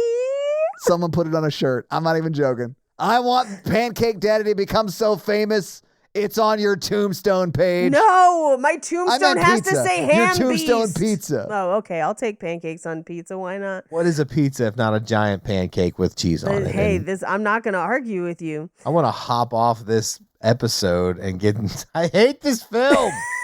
How dare you hate the Pancake Daddy? Anyway, so Jim Morrison is like, I guess she has some boring, like, fucking boyfriend or whatever. Anyway, I'm also a drug dealer, so I'm basically the coolest person at this party. And he just wanders away. Well, he wanders away because Freddie Prinze Jr. is talking about how his dad's an actual cop. But he's not a cook. not a cook. Yeah. No, I know, but he doesn't know that. Ashton Kutcher is an idiot. Yeah. And his character's also an idiot. Yeah. Anyway, he and Julia Stiles get in a fight. And he's like, are you going to fuck that drug dealer? And she's like, are you going to fuck that porn star? And he's like, I just told her no. I am not her pancake daddy. There is no pancake daddy. And she's just like, well, you're old. And I hate that. And I hate you. No, Paige. She says, and I quote, "You're an old man, and I hate that, and I hate you." So crazy. And I didn't understand why she would say that. What does that mean? Yeah. And they're 2 years apart. That would be like Natalie yelling that at me. Jake and I are 3 years apart. Yeah, You're an old woman, and I hate that, and I hate you. Yeah. I should have been like, you should have thought about that before you stuck your finger up my ass. Oh. Mikey, we are at a Sbarro's. I like that the implication is that we're at a mall as well. Yes, we are at a mall food court. There's shitloads of kids around. Well, maybe she should have stuck her finger up my ass. Yeah, I'll get the Stromboli. And can I get a small ziti as well? Yeah, thank you. Yes, and one of those garlic knots, thanks. Yeah. So he goes home. Or rather, he drags Hicks out of there because Hicks is cuddled up to that giant stuffed gorilla. And he literally says, he knocks the gorilla out of Hicks' hands and he goes, "Get your damn hands off her." Yeah. And I was like, hell yeah, Charlton Heston. You tell him. Oh, you damn dirty ape. Damn dirty pancake. Pancake daddy. Anyway, he's like, why can't I get a girlfriend like yours? And he's like, all right. So he takes him home. We cut to the next morning where Freddie Prinze Jr. awakes alone in his apartment because she's buzzing up. He lets her up and she just goes, literally, she walks in and she's like, so I slept with that drug dealer because I got to figure some shit out apparently. And he just goes, get the fuck out. And I was like, that's right, Freddie Prinze Jr. That's a reasonable response to your girlfriend I think so. cheating on you 0.5 seconds after she called you stupid because you're old. Yeah. Get the fuck out. And at this point, I just said, I hope he at least bangs Selma Blair. He does not. I think he did. He said he dated her for that's a while. right. Oh, yeah, they did. They fucked a bunch at Barnes & Nobles. That's right. At this point in the movie. Barnes & Nobles, am I right? Barnes and Nobles. Oh. At this point in my notes, we had not gotten there yet, but yes. Because he basically starts a new life. He's a sad boy. He makes friends with a talking spider. She makes a weird speech to him about like, I can't even do art anymore. And I was like, homegirl, this is depression. You should talk to a professional, not your boyfriend, who's definitely not going to be okay with you fucking the depression away. But he then goes to cooking school and fails out. He does, in the midst of that, bang Selma Blair in a Barnes & Noble in front of a whole rack of Harry Potter books. Like, it's just multiple racks of Harry Potter books because this was the year 2000. Hell yeah. You can expose the most children to unspeakable things that way. Oh, yikes. And we do see her eating just a giant pile of pancakes, but he didn't make the pancakes. No, because he couldn't be her pancake daddy, Paige. No, IHOP is her pancake stepdaddy. They're the daddy that stepped up. That's right. That's fair. Here's the thing. Selma Blair's a tiny lady. Yeah. I never trust a girl that small who's like, I love carbs. I'm like, do you? Sometimes they do. Sometimes they just have a high metabolism. I don't like people like that anyway. Anyway, so... High metabolism? Get out of here. I'm jealous. Get out of here. He starts bar hopping with Hicks, who is literally just like banging anything and anyone and any hole and any person he can, where he reveals that he had slept with an older woman the night before, and then he sees a girl breaking up with her boyfriend at the bar and is like, I got this, and just gets in between them. And we will meet them later, and they are together and happy, and I'm very happy for them. But in the interim, Freddie Prinze Jr. goes home because he has his own studio apartment, and he has a whole box of Julia Stiles stuff that he never gave back, including her shampoo. And he's like, I did the only thing, like, we do silly things for love. And we cut to him passed out on the floor because he OD'd on shampoo. Paige, no, we don't cut to it. We hear him fall That's to true. the We floor. do hear him fall and then to it the floor. cuts from the box where like all of her keepsake stuff is, like a picture of her or whatever. And then it pans down to the floor and we see his feet. And then we see his shins, and then we see his knees, and then we see his thighs, and then we see his crotch, and then we see his stomach, and then we see his ribs. It takes forever, Yeah. and then it doesn't just cut to, it should have just cut to it. Which also, it shows that he drank maybe half of this bottle of shampoo. No. It's not I guess because some it spilled on a the bunch floor, of it is but it's spilled out on the empty. floor. You're right. Yeah. So what you're saying is if he had done it right, he wouldn't have made it, Paige? No, because I had to research this because he drank like half a bottle that is a small bottle of shampoo. This is not like a Costco-sized bottle. It's not even a full-size bottle at the grocery store. This is a small bottle of shampoo. I mean, the whole thing fit in his hand. Like Yes. it was like he could palm the whole bottle. Yes, he's drank conservatively half of it, which prompted me to research whether or not ODing on shampoo can kill you, like if this is actually a thing. And what I found through my studies is that you can ingest small amounts of shampoo completely safely and it doesn't fucking matter. You can even ingest slightly larger amounts of shampoo. Nothing's going to happen to you except that you will probably throw it back up or have extreme diarrhea. You would have to drink so much fucking shampoo to kill yourself that way. There's no way. And it also tastes so bad. Most people couldn't get that much down. It's not like drinking nail polish remover. That shit could kill you like instantly. You would have to drink a whole lot of shampoo to kill yourself. This is the strangest thing I've ever heard of in a movie. But isn't it so sweet, Paige? No. Because he wanted her back inside him? No. He was like, I thought I was immune. And I was like, this is fucking crazy. When they cut to him trying to explain to who I assume is a social worker why he did it, I was like, oh, he's just talking in gibberish at her. Yeah. Like, none of that makes sense. Thought he was immune to shampoo? That's the worst superpower ever. Well, but not immune to shampoo, immune to her so that the shampoo wouldn't hurt him. It is delusion. And if that health provider was worth their salt at all, he would be 5150, I think.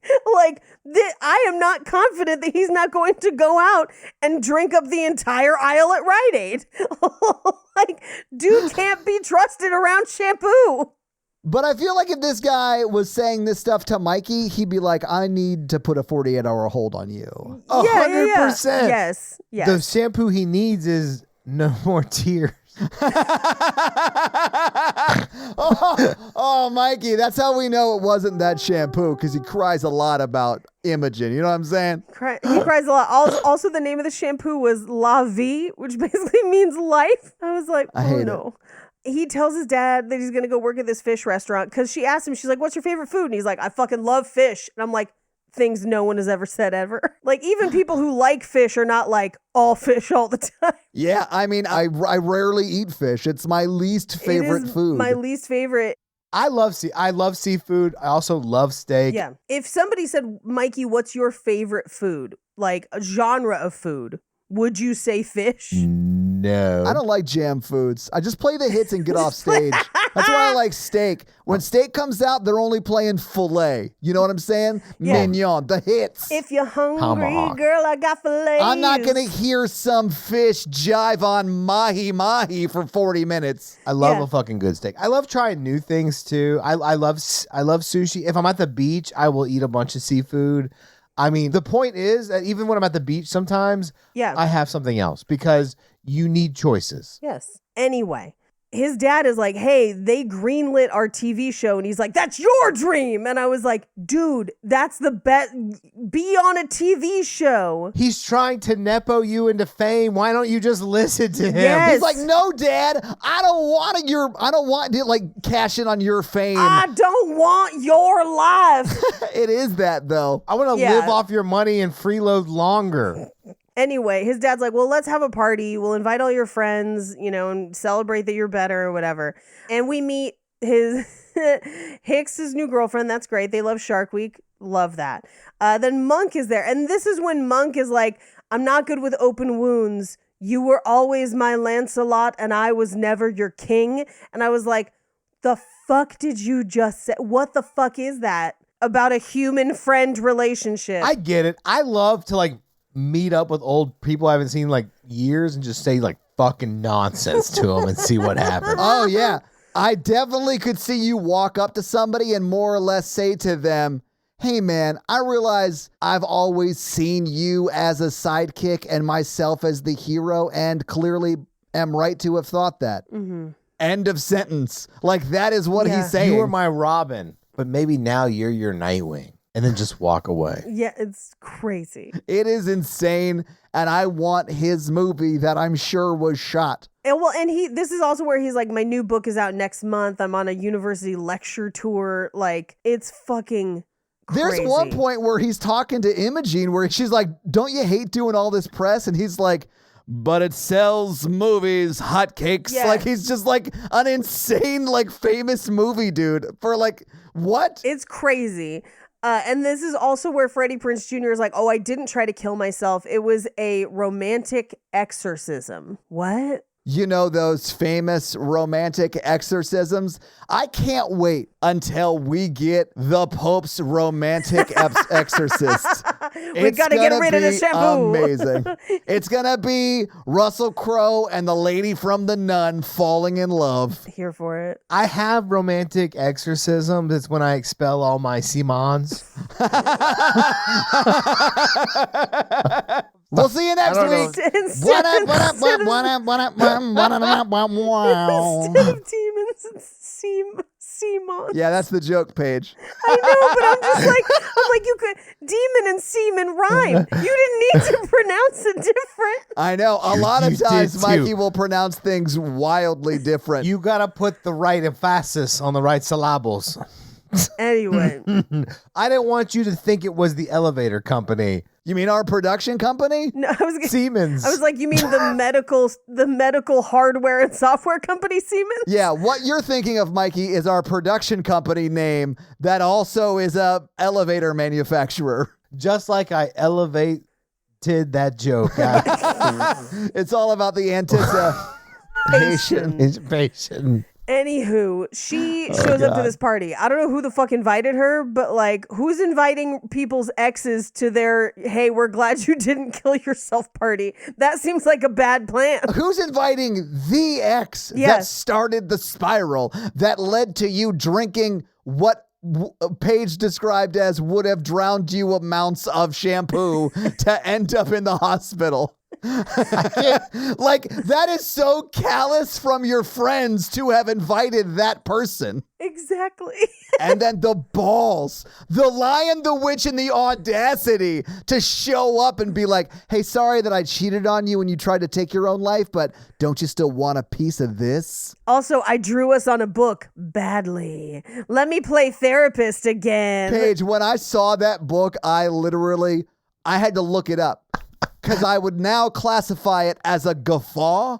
It was such a sound. I was like, oh, Because it was like I tried to laugh, but I was also disgusted at the low effortness of it. It was so nuts. I have so many thoughts about this from a professional standpoint with suicide that I would usually share if anyone was going to listen this far into an episode about a film like this. Mikey, a lot of people will listen to this episode, Yes. like all of it. But this time, no notes. No.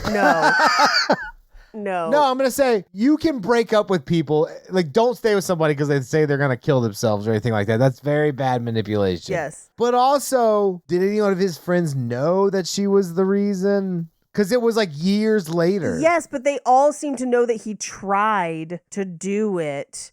Because even later, she jokes about it when she's playing therapist. Like in this next scene, they do the therapist bookend thing. It's terrible again. But they meet up at the party and they go for a walk. And this is where that takes place, Paige. Right. Yes. Do you think that he drank shampoo to condition her to get back together? God, no. But she asks.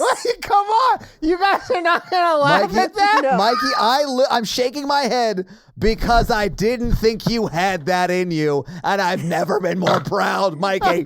I've never been more proud. He would have had to also drink the conditioner to cream rinse her out of his life. Like it's. Tell me more about this cream rinse, Paige. Tell me more about That's this. what they used to, Pantene Pro V at this time in the 2000s. It was all about the cream rinse. I used to have to do it after theater shows when I would wrap my hair to get all the hairspray out. Well, I liked after they talked that she gave him head and shoulders. But not knees and toes, Paige. And her tits were pretty, pert plus. You must be Nutra Dreamin'. Never mind. All right, let's just move on. And she's like, no, I live in Haight-Ashbury now. I'm a Garnier Fructis. It's only women for me. No, okay. So, first of all, she reveals that her flight is in 2 hours. And so I was like, get to the airport, bitch. This is before, TSA didn't exist. Like, she could walk right up to the gate. When she only had 2 hours to get to JFK in 2000, I was like, that makes sense. She'll be fine. Yeah. But if that was today, she needs, She's she gonna needs to miss be there that 2 flight. hours early. Yeah. I hated that she was like, I have to really hurry up and meet 10 of my other close friends that I've met in the foreign exchange program. Are you making a Bourne Identity Universe reference? I'm so confused. The hijackers from 9/11. Oh my God, Mikey! Wow, Mikey, how dare you tell the truth on this podcast? How dare you allegedly bring Julia Stiles into that atrocious event? Yeah. I hear she's planning another one that she's calling 9/12. If it was a sequel to 9/11, guys, it would be 12. You would 9/12 it. 10/11. No, absolutely not. Regardless, she was linked up with one of the assassins, Vidal Sassoon.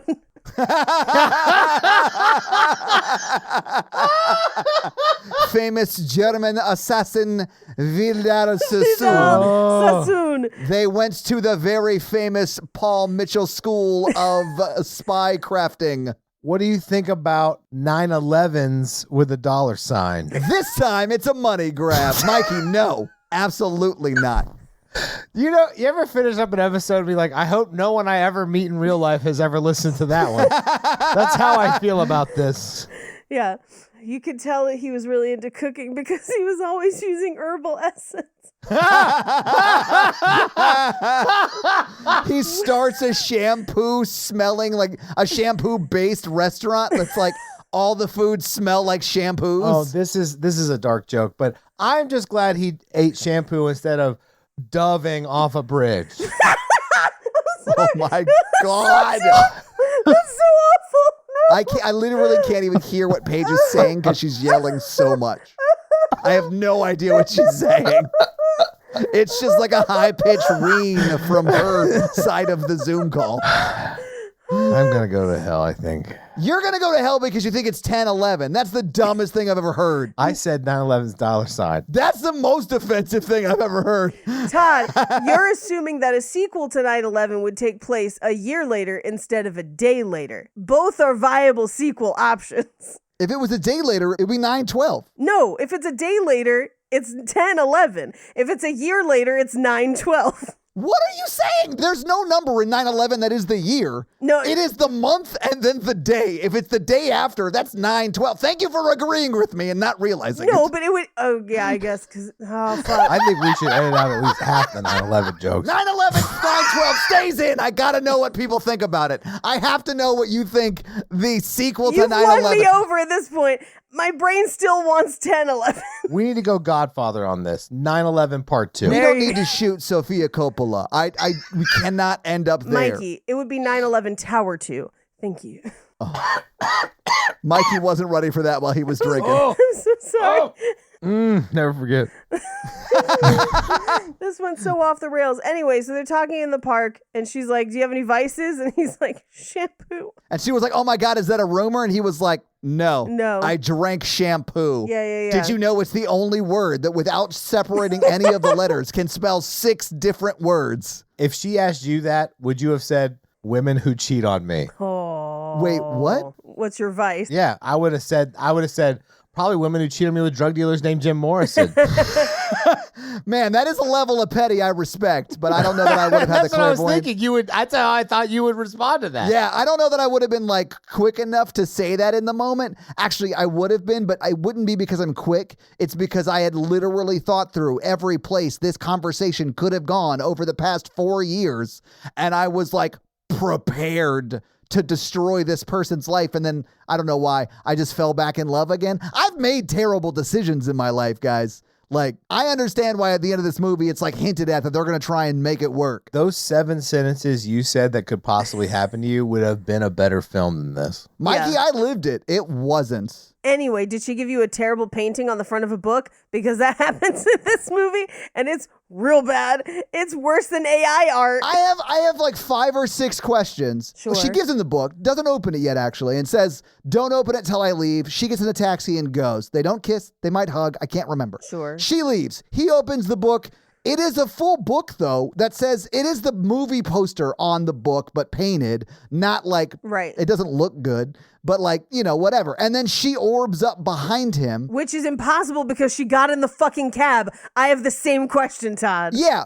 That's actually not my question, but that is a fair question because she did fully ask it in the cab. I mean, I guess she just like got out and ran Yeah. back there. Like it was a magic trick. She was just like, Tresemme. You know so many more shampoos than I do. Paige, my question is, because she like paints book covers or album covers or does art, right? Right. Did she write that book down to you? No, I think she just put them on the cover of somebody else's book. Also, what the fuck does down to you mean? I don't know. I'm done with shampoos.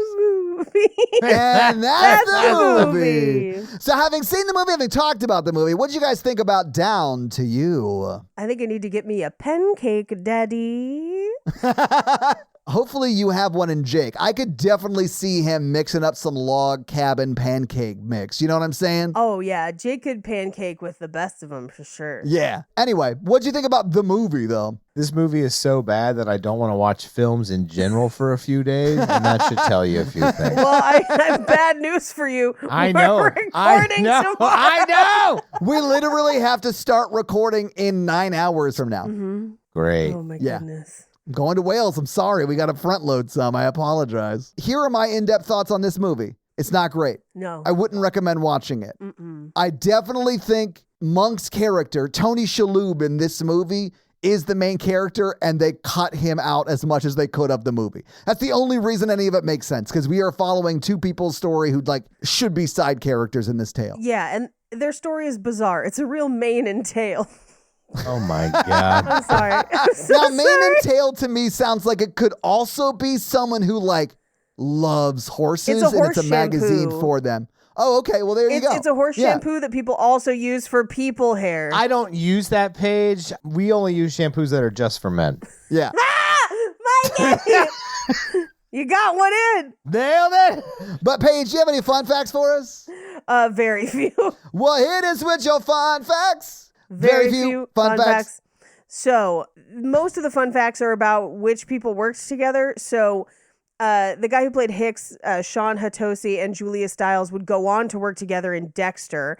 But also Sean Hatosi, Selma Blair, and Zach Orth all were in and Out together just a couple years before this as like high school children. They were, yeah. In and Out, a much better movie. Much better movie. I could love Kevin Kline. We kind of breezed over this because we were shouting about other things. Freddie Prinze Jr. describes his first kiss, which is troubling because it's an older woman on the street. Yeah, I forgot about that. But the shop that she exits before kissing him is called La Vie, and then the shampoo that Imogen uses is also called La Vie. So it's like a weird bookend. And also, fun fact, don't drink shampoo. Don't do that. Even if it's delicious, don't do that. I don't think it's delicious. It's not going to be delicious, guys. Don't do it. It's a soap thing.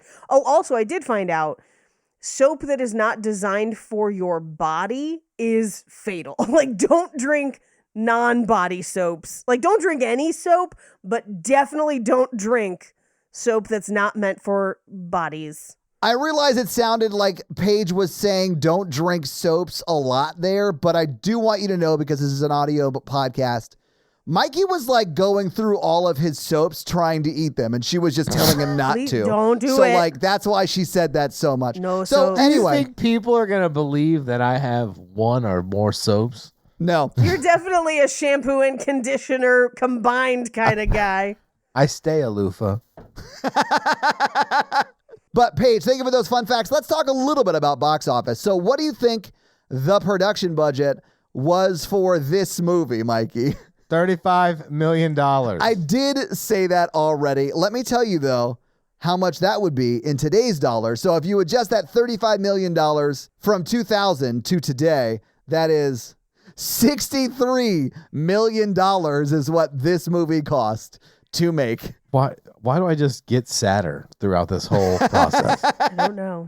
Mikey, let me cheer you back up with some down-to-you box office facts. So yeah, this movie premiered on January 21st, 2000. Most movies that premiere in January do so because that's where the studios dump them because they know they're not good. Anyway, this movie was no exception. But, and this is such a fun fact, guys, it brought in a pretty decent amount in its first week. In fact, it was second in the box office the week it came out. Because I bet you could cut a decent looking trailer for this. Yeah, absolutely. Yeah. But this movie was and this is before a lot of people had internet. Yeah. It was, yeah. But this was beat. The number one movie the weekend it came out was Next Friday. Then Down to You was number 2. Number 3 was The Hurricane. Number 4 was Stuart Little. And number 5 was The Green Mile. What do you think Down to You made in its opening weekend, guys? People cry that they paid money to see it. Should have used that no tears shampoo. I'm going to say 15. Okay, Paige, what do you think? 7. Oh, shit, Paige, it made $7.6 million. Oh, shit! Nice. But to one of your points, I do think there were a lot of girls who talked their high school boyfriends into going to see this movie, and they were sitting there like, fuck, he's never going to watch another rom-com with me again. Never again. Because this is such dog shit. This is definitely one of the worst. And that is sort of, I think, what the audience thought when they saw it, because in the second week, it went from 2nd to 6th, then to 8th, then to 14th, then to 25th, and then it was way deep in the box office numbers. It was in the theaters for 13 weeks because that's how movies be doing it in the year 2000. But what do you think it made domestically, which is its total worldwide box office, truthfully, at the box office? 18. Okay. I'm going to go 22. Ooh, you guys are on either side of it at $20 million. It made $20 million. And if you adjust that for inflation, it's $36 million, which you remember was a little bit more than the budget when not adjusted for inflation. This movie was expensive and didn't make anything. So it was a big flop. And the guy who directed it didn't ever work on this level again. I honestly don't know how we got this movie. Yeah, I don't know. I couldn't figure it out. I don't know how someone reads this script and they're like, oof, yeah, get me the most famous kids who are on the come up, throw a shitload of money at them, and don't rewrite this script. It's just insane to me. But that is your box office. Mikey, do you want to hit us with that romance scale? Yeah, our romance scale. Our romance scale is a scale of 1 to 4 of how romantic we found the film today. Paige. Oh, this is a hard one for me. Yeah. This is a very soft one for me. silky soft with smoothing action. Yeah. This is a 1. And that's our romance scale. Yeah. So this week I made you guys watch Down to You. Paige, what are you making us watch next week? So as we were watching this and talking about it, I thought about a theme, and it's something that we haven't really touched yet. We've done a couple really questionable movies that included sex work as part of the prompt, but not a ton about porn. And there are multiple rom-coms about the porn industry. There are 2 in particular that I like. And so I want you guys to blind choose between the 2 of them. You have one that is a little more recent and a little more gross out funny, and one that is not quite as recent, a little bit older. There's probably a little bit of bro-y comedy to it, but overall I think is probably a better movie. I'm going to pick Zach and Mary Made a Porno if that's what you're going to offer. So Zach and Mary Made a Porno, Mikey. Oh man, because I like The Girl Next Door. That was the other one, is The Girl Next Door. You straight up guessed the other one. That's so funny because I only knew which one of them was. That's so funny. I've never seen The Girl Next Door though, so I'm game because I've heard that's nuts. I like Girl Next Door. I love The Girl Next Door. I like Let's do it. Let's do it. Okay, Girl Next Door. And it is a tricky one. There are things that will not age well, I can guarantee you right fucking now.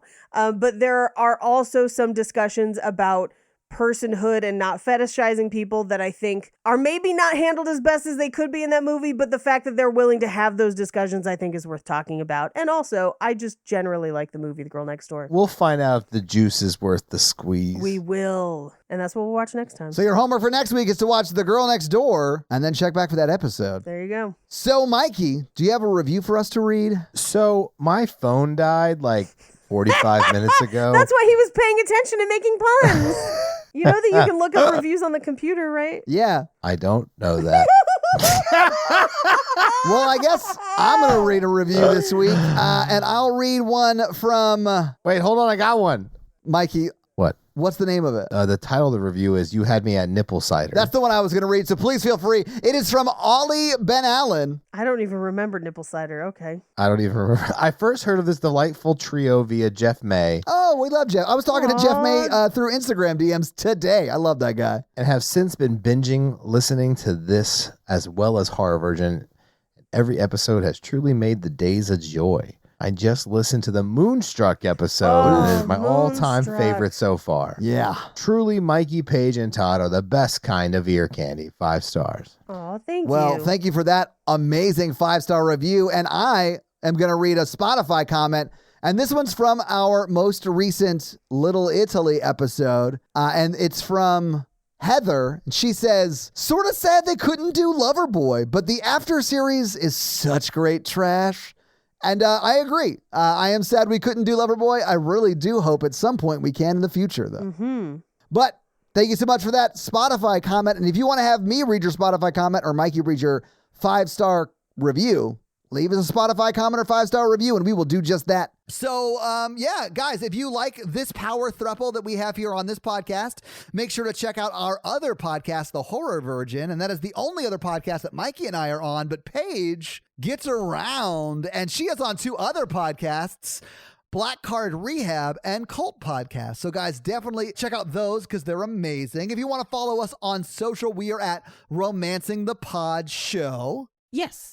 On Instagram, and we are at something else on Twitter who I just have never taken the time to learn It's just Romancing Pod Show because they have a character limit and it's show SHO like Showtime. So guys, check that out as well. And if you want to follow us all individually, Paige is at Rampage Wesley everywhere, including TikTok, except for Twitter, where she is at Paige Wesley. Mikey is at mrandolph24, and I am at Todd J. Awesome everywhere. And guys, we got a P.O. box. So if you want to send us some love letters or whatever you might send to a P.O. box, it's actually not a P.O. box. It's like a regular street address. It's pretty awesome. It's 6688 Nolensville Road, number 108-34, Brentwood, Tennessee, 37027. So send us some stuff. Yeah. And that's going to be it for us, you guys. I'm Paige.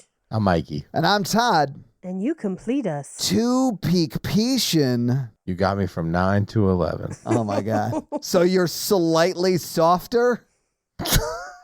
Always. Oh, I thought it was like on a clock. I didn't realize you meant you were 9 inches flaccid and 11 hard. This explains the Wreck-It Ralph costume, though.